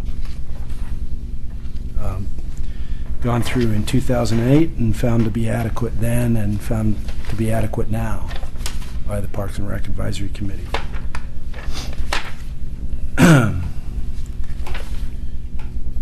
With respect to cottage manufacturing and employment, you heard from James Nacita that the City Commission had directed staff to include cottage manufacturing in the yellow zones. And the question was whether this was something that actually had to be changed in the plan document itself or whether it's something that we can address with zoning. And we continue to maintain, after reviewing the records from that hearing in July 20th, 2011, that this is a zoning issue. The adoption of the plan does not preclude the provision of cottage manufacturing or a greater variety of home occupations, and those are issues that are best addressed when the city adopts zoning to implement the plan through a separate legislative process. Are the Beaver Creek plan zones unique, or are they citywide zones that have just been extended? Well, we don't know Not what there they're going to yet. look like yet, but they would, some of them would probably resemble city zones, but be more tailored for that area, like the campus industrial zone would probably be a Beaver Creek Road campus industrial area, or the mixed use areas would be Beaver Creek Road mixed use area, but we haven't So- drafted those yet. So, Okay, yeah. so in reading this particular one, we'd need, if we went with your recommendation, we'd need to recommend that there be specific inclusion of cottage and home industry in the Beaver Creek yellow zones. Well, as part of the finding, it's something that needs to be done as part of the implementation of the zoning. So if you wanted to make that recommendation, we're not adopting zoning yet. I understand Yeah, that, but so- but your recommendation is Yeah. that it's a zoning issue, and your sentence here says we should recommend that it be zoning and that staff adjust zoning accordingly when they get to that point. When you get to No. that point? No. The recommendation is that the city commission include a request that the commission instruct staff to consider including cottage manufacturing or expanding home occupations. So Right. they're not good, the instructions aren't to do it. The instructions are to analyze it, because what we heard you say, we don't know. We haven't done the studies to figure out whether or not cottage manufacturing would work. We don't know how much we need. We don't know if we want to encourage it. We don't know if we need to limit it. We haven't studied it. Yeah. And so what we're saying is the instructions would be that we would study it as part of the implementing zoning. Not that we would necessarily include it now, because we don't have the data. And So- that study would be triggered by zoning and development. And it's part of By your zone, by findings. the zone, the creation of the implementing zoning. So the question I've got then is, That makes sense. how do we not lose this when Sure. zoning comes up in 3 years and you say, oh, this whole yellow area is MUC2? And it's like, but Wait a what minute. does MUC2 mean towards cottage manufacturing? I mean, the comments earlier about, industry has changed. And I guess that was at a different meeting, wasn't it? I heard earlier that, you have to kind of understand what industry is. With a 3D printer, people can manufacture things at home that they never would have been able to do before. Right. And it doesn't take 27 people in a shop anymore. So how do we not lose this recommendation as the process goes on? Because I think I agree, we need to, we view it favorably, and we want the city commission to do what you have said. We just don't want to lose sight of it. Yeah. It's already in your in the findings, under the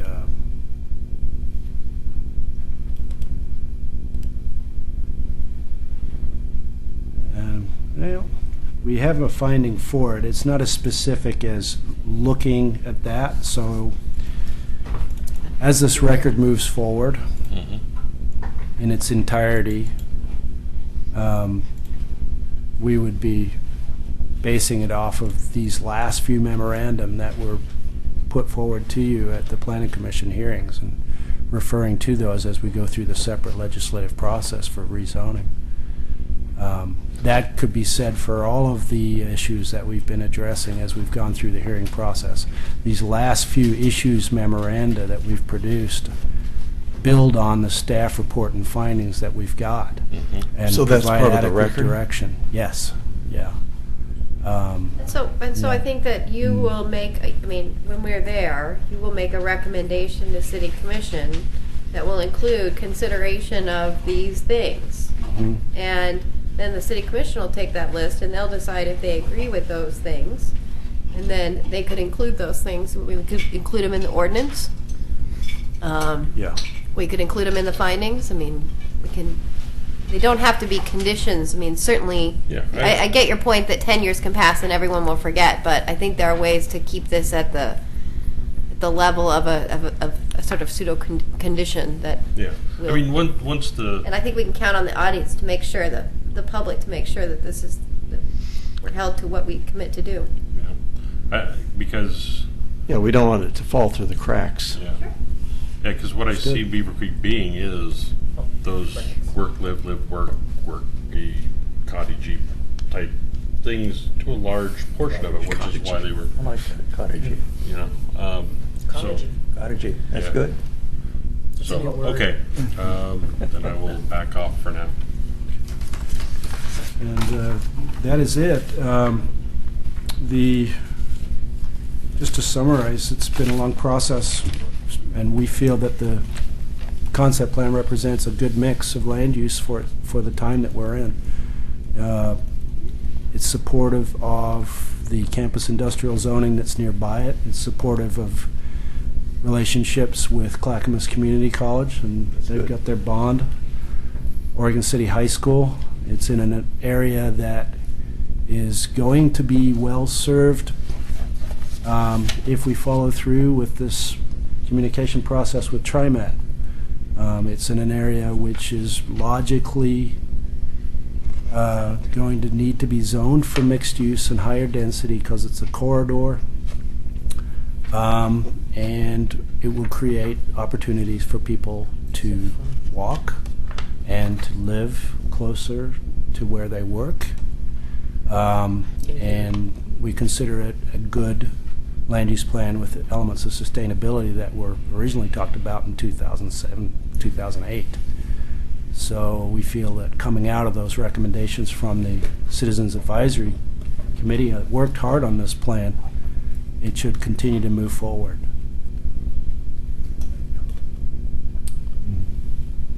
Is that it? Yes. So I still have my track changes document, and I would really like you to add back in some of the things that you took out on page 15 with regard to the Goal 5 inventory. I don't think Okay. it's enough to say that. Is this in the findings? It says on page 15, it says, no inventoried historic resources were documented within the plan boundaries at the time of the concept planning, and I'm assuming process. And you confirm that through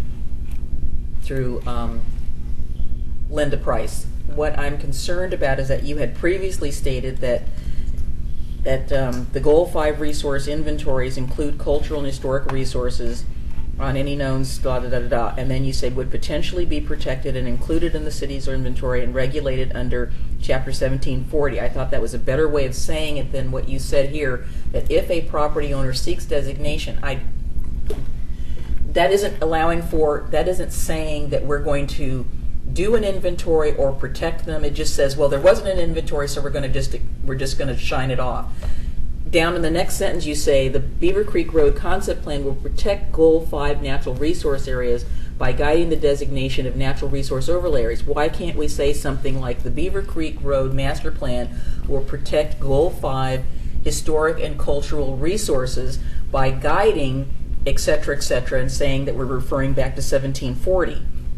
Just because the county staff didn't do an inventory or ever do an inventory down there doesn't mean that there might not be potential historic or cultural resources that have yet to be identified. And we're not saying anything in there about how we get there. Whereas on the natural resource section, we're very specific about how we're going to do this, and this in that plan. And I like what you had in the track changes document better than what got left out. Okay. Yeah, because I can think right off the hand one historic resource, which is the golf clubhouse. You know, it's been there since 1915. Yeah, I think it is just over 100 years old. Yeah, so, you know. I mean, it's not exactly the way it was. No, but it still it may is what have it is. it may have cultural or historic significance, and It does to me. I used to golf there. well, then that's all we need to know. Damon Mabey was here, and that's Yeah. we need to put that down. So, and we have Oregon City as you know, has a stellar reputation around the state in terms of what we've done with our cultural and historic resources, and I think the Beaver Creek Road Concept Plan deserves no less than that. Okay, so you would like to revert to the original track changes for that section of the findings? Yeah, because I mean, I can read it. I've got it here in free. Do you guys have the track changes document? No. I just But think if it makes you happy, I would. you're the biggest wildcat about. I mean, I don't see any problem with that. yeah. We need, again, if we don't You're right. put that in there, we are not adequately making findings about our Goal 5 resources. Well, and who knows what's going to get found when we're up there? Some, old cabin foundations or Indian campsite. Who knows? Native American campsite. Okay. But I want to say for the record, Pete sat down with me twice. I went through this document with a fine-tooth comb, and He still has most of his hair on his head. yeah, he does. And we had a great conversation Fell about off it the because sides. there were just little tweaks to things where things got explained. I said, well, what's a large industry? What does that mean?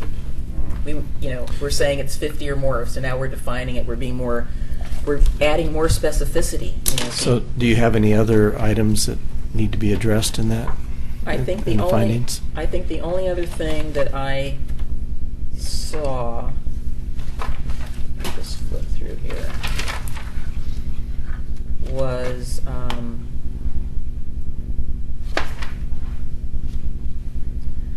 that the discussion we had about, and I think you clarified it on page 17 where we talked about specific geologic hazard codes prohibits development other than roads, utilities, etc. And then I said on the note again, we talked about it, maybe we shouldn't even allow roads, utilities, and public facilities considering what happened in Newell Creek.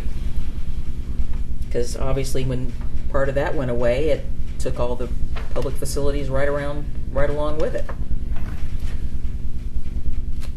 That's a current code provision that I'm citing there.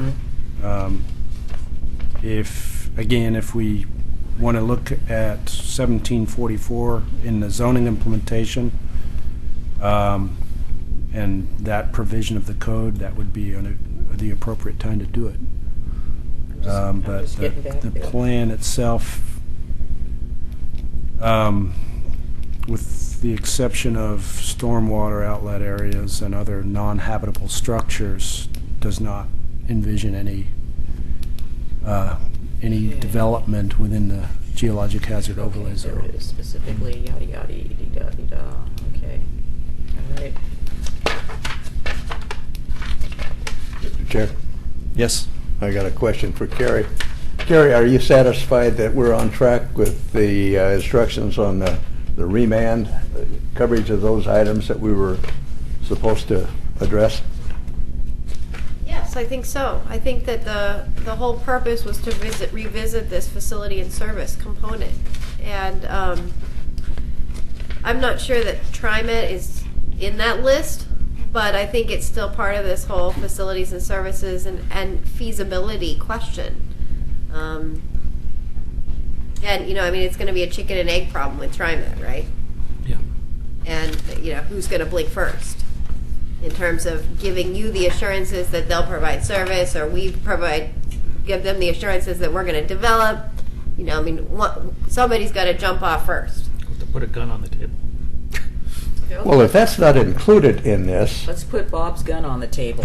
I'm willing to go there. if there's, the specifics aren't included in this, as we report to the commission, have we done our due diligence on this thing, or left something out of the report? Got a big goose. Well, that's why I was suggesting maybe as part of our motion that we, like we did on the last issue where we had a memo as a cover to go with this, telling the city commission Yeah. that this is something that we want them to address as Right. part of their review. Because my position is they're the only one with the authority between agency versus agency Right. to interact here. So I would propose, like we've done in the past, is have a cover letter or cover memo, and Pete could draft that based on our conversation that goes along with whatever we decide on this. This has been such a touchy issue in terms of technology or technique and the time, the duration it's taken to address this. I don't know how Chair Kidwell thinks about it, but I feel comfortable about if he were to present it to the commission. This is what we've done. I mean, just communicate between the commission and the two commissions. This is what we've done. And give them, don't leave them hanging. You know, because look how much time we put in on this thing. Well, I'm totally happy to go to the commission meeting and testify on our behalf about this. Yeah, okay, but I think Well, it ought to be opened by our chairman. Well, I know, but I'm the I would vice chair. I would like something more tangible than just us going to talk to them. I think I'd like a memorandum like we talked about previously, where we actually say these are the points that we're concerned about. Obviously, the mobility standards and the reaction from TriMet is one of the key things. Can that be done administratively between you and Laura with a memorandum? Well, It's not something we have to review, is Pete it? drafted Yeah, the it's, last one, and everybody had a chance to weigh in on it, and I'd suggest we do the same thing. Okay. Paul, are you still uncomfortable about moving this forward tonight? I think we could move forward with that.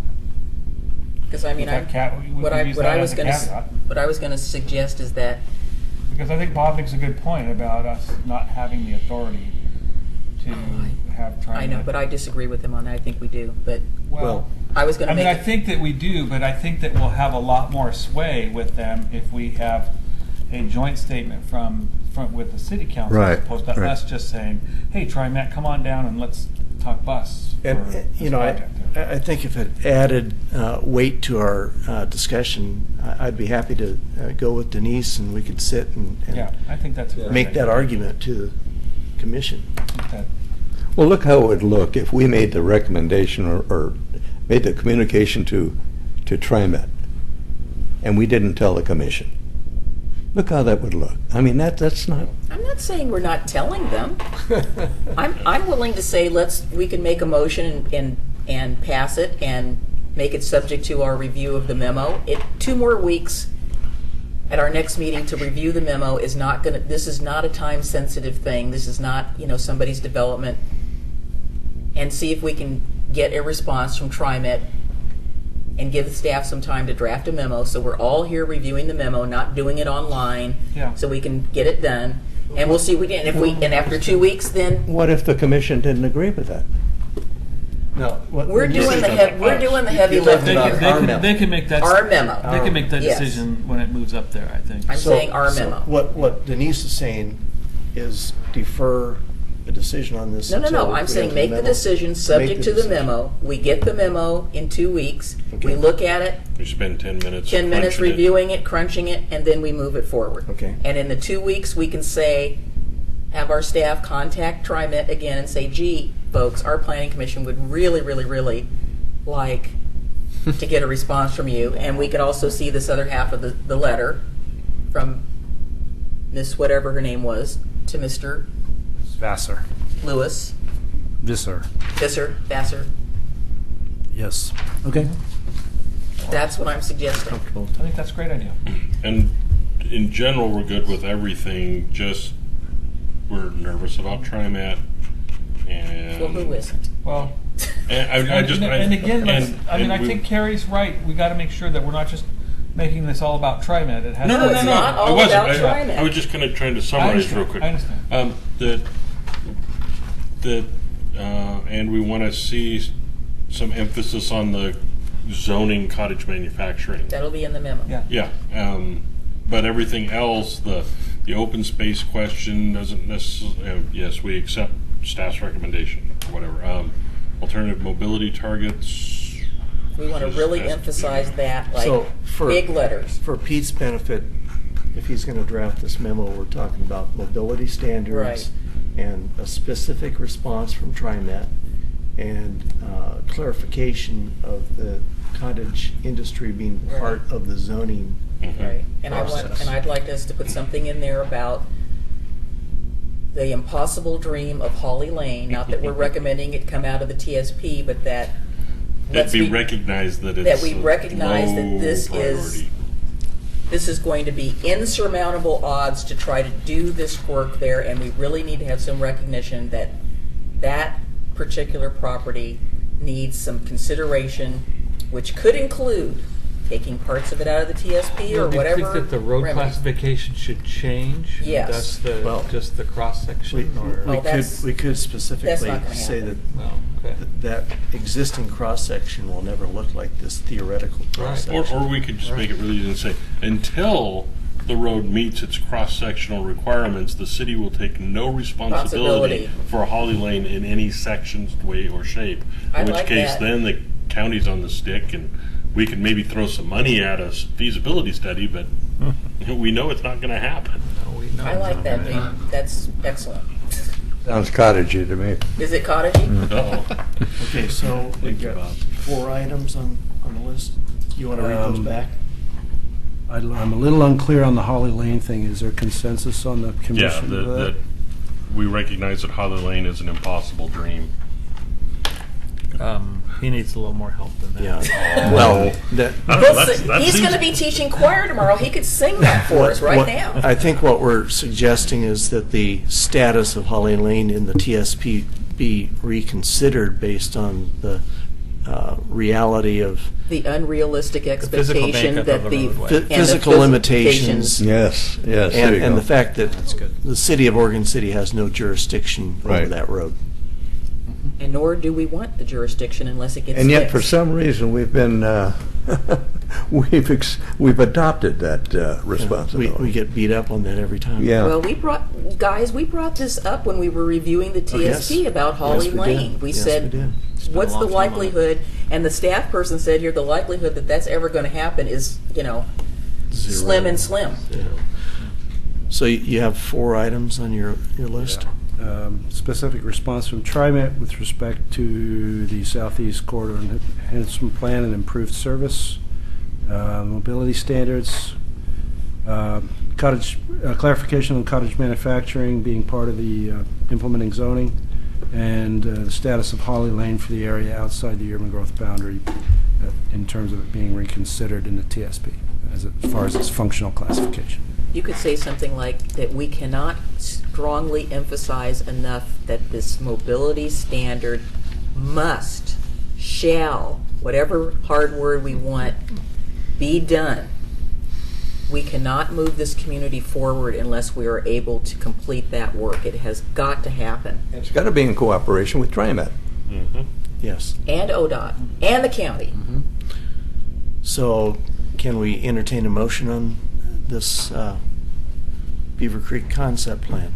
I would so move that we recommend approval of the Beaver Creek concept plan as we have modified the document specifically relating to Goal 5 resources and the 4 items that we listed previous, and that the memo be brought back to us in 2 weeks. And in the meantime, please make an attempt to contact TriMet For final adoption. for final adoption. I'd chime in one more time. So we were thinking about canceling the next meeting on February 8th and actually having the February 22nd meeting because I scheduled our Metro representative to come and chat with you. We just got a new Metro representative. So if we could change the February 8th date to February 22nd. I just, oh, okay, I said 2 in weeks. 2 weeks, yeah. So, and then that'll give us sufficient time to write the letter and do all that What? as well. You mean we have a new Metro staff representative, not a Metro representative? Staff representative, Because that I is didn't correct. think Carlotta had gone off to pasture somewhere. That is correct. Okay. So we were thinking of canceling February 8th and having our February 22nd hearing. I want to meet on February 8th, Laura. Give what you a am I break. What am I going to do that night? I've already got it planned in my calendar. Heaven forbid it be lined out. We have other things. So, okay, so we have a motion, a second? February, whatever date you said. 22nd. 22nd. Who made the first motion, sorry? Denise. Denise, okay. And who seconded? I seconded. Okay. All right. Commissioner McGriff? Aye. Commissioner Maybe? Aye. Commissioner Henkin? Aye. Commissioner Espy? Aye. Commissioner Mahoney? Chair Tidwell? Aye. Thank you. That's where we're going to get, on February 8th, we're getting that perk. No, Yeah. that's why we're not meeting, because we're all going to be going on a trip somewhere.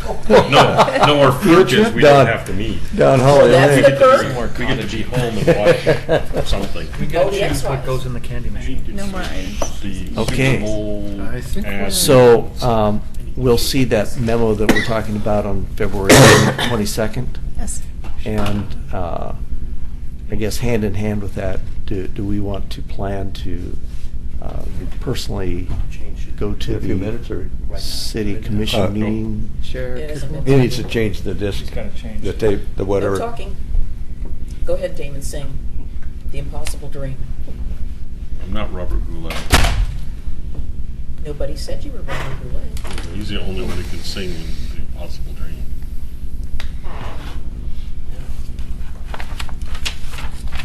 We You know, they chatted have- for 6 minutes too long. We could have just went right at the end of the tape and moved on. You know, they have reruns of Johnny Carson on now. Mhm. Yep.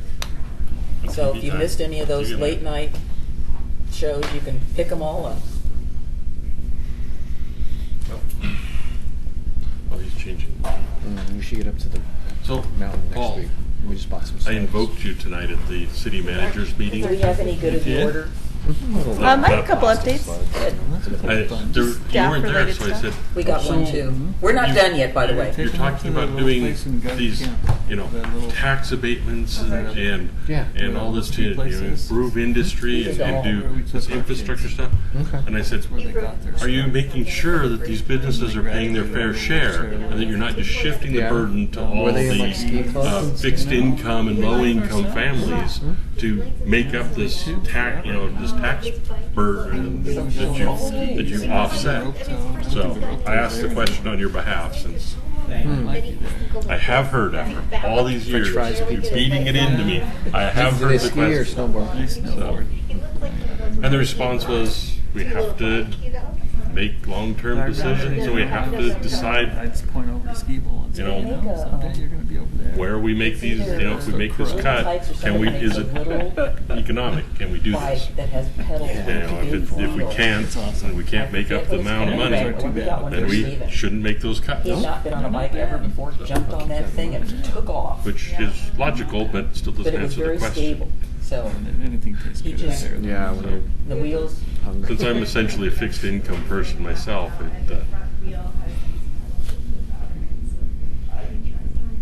Yeah, I remember those days. That was fun. yeah, we had one of those, Yeah. but he didn't want to scoot, Yeah, he just got fun. on there and, You could be rough. yeah, I'm running down the street. Actually, by and large, we had a pretty good time going up there taking the kids. There's there's an EV charger. Government. Pete, you're gonna have to get them longer tapes. No, the fast charger. Yeah. Longer Did tapes. you Well, the thing get about any this more bike traction is on never the used I to don't have drive veteran one thing? from thing to downtown two-wheeler Portland thing. all the way up to So- Government and it's County. still We need legal. a 4-hour So they, Without- somehow Need the they base decided notes. that's, he was riding Yeah. in no time. So Barely. I'm You're like, like I just love that like- thing. It's on fumes. Better not turn the heater on. Three-wheeler that we It wasn't in the converted wind. to, Is he done yet? Yeah, it might be the But same it one. doesn't have pedals. Yeah, this one has pedals. And he doesn't really You get drunk? want to do No. that. So wait. Like he's how old? We're waiting for a tape so we can talk for 5 more Yeah, minutes. okay, Stephen was 4. It's not even a tape, though, Has another right? setting. Okay, so we're good? We're back on? Yeah. Okay, so. All right, be serious. So as we were just wrapping up, we've approved the Beaver Creek concept plan as amended in the findings, and we're going to get a memorandum back. I guess my question is, are we going to go to the city council meeting where that's being presented? And In the future, when it's scheduled. when that's scheduled? Yeah. Yes, Is that Yeah. our plan? Yeah, we can go. Okay.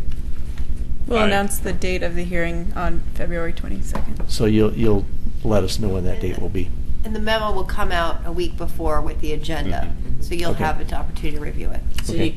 so I think it would be a good idea when we get that we take a look at it, and if we have any comments, get those to Pete. Well, and you made if- your comments. Well, Yeah, I mean, we may think of other things once we get here, but if we see something initially, get it to him. Well, can we, like you did the last time, send us a draft of it? Oh, so we yeah, can look okay. at it ahead of time? Yeah, So sure. when we get here that night, it's not like the first time we've seen it. Right. We don't spend a whole lot of time putting Yeah, we commas should in. probably try to, That'll be you. can we make comments over the email, or is that? Yes. a no-no? Yes. No, Yeah. we've done Yeah. As long as you Okay. include everyone. Yeah. Just try not to include everybody.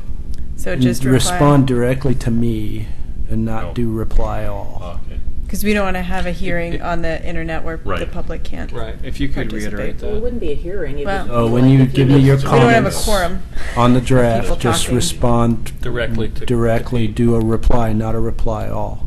Well, if you just send it as a BCC. Right. then Or a reply- BCC, There you go. right. Reply all There you wouldn't go. go to anybody but And you. that. Good that- point. That's For what what we'll it's do. worth, that's my recommendation on any Everything. group emails is Yeah. put That's good. all Yeah, like the a other little- people on the BCC, and so you're the only one that gets it back. Yeah. Right. Yeah. Okay, so we're done with that. Communications, we have any communications? Sure. So we have interviews Thanks, for the for the city manager. There's the meet and greet tonight. There'll be more discussion at the city commission hearing tomorrow night. So you're all invited to come to that.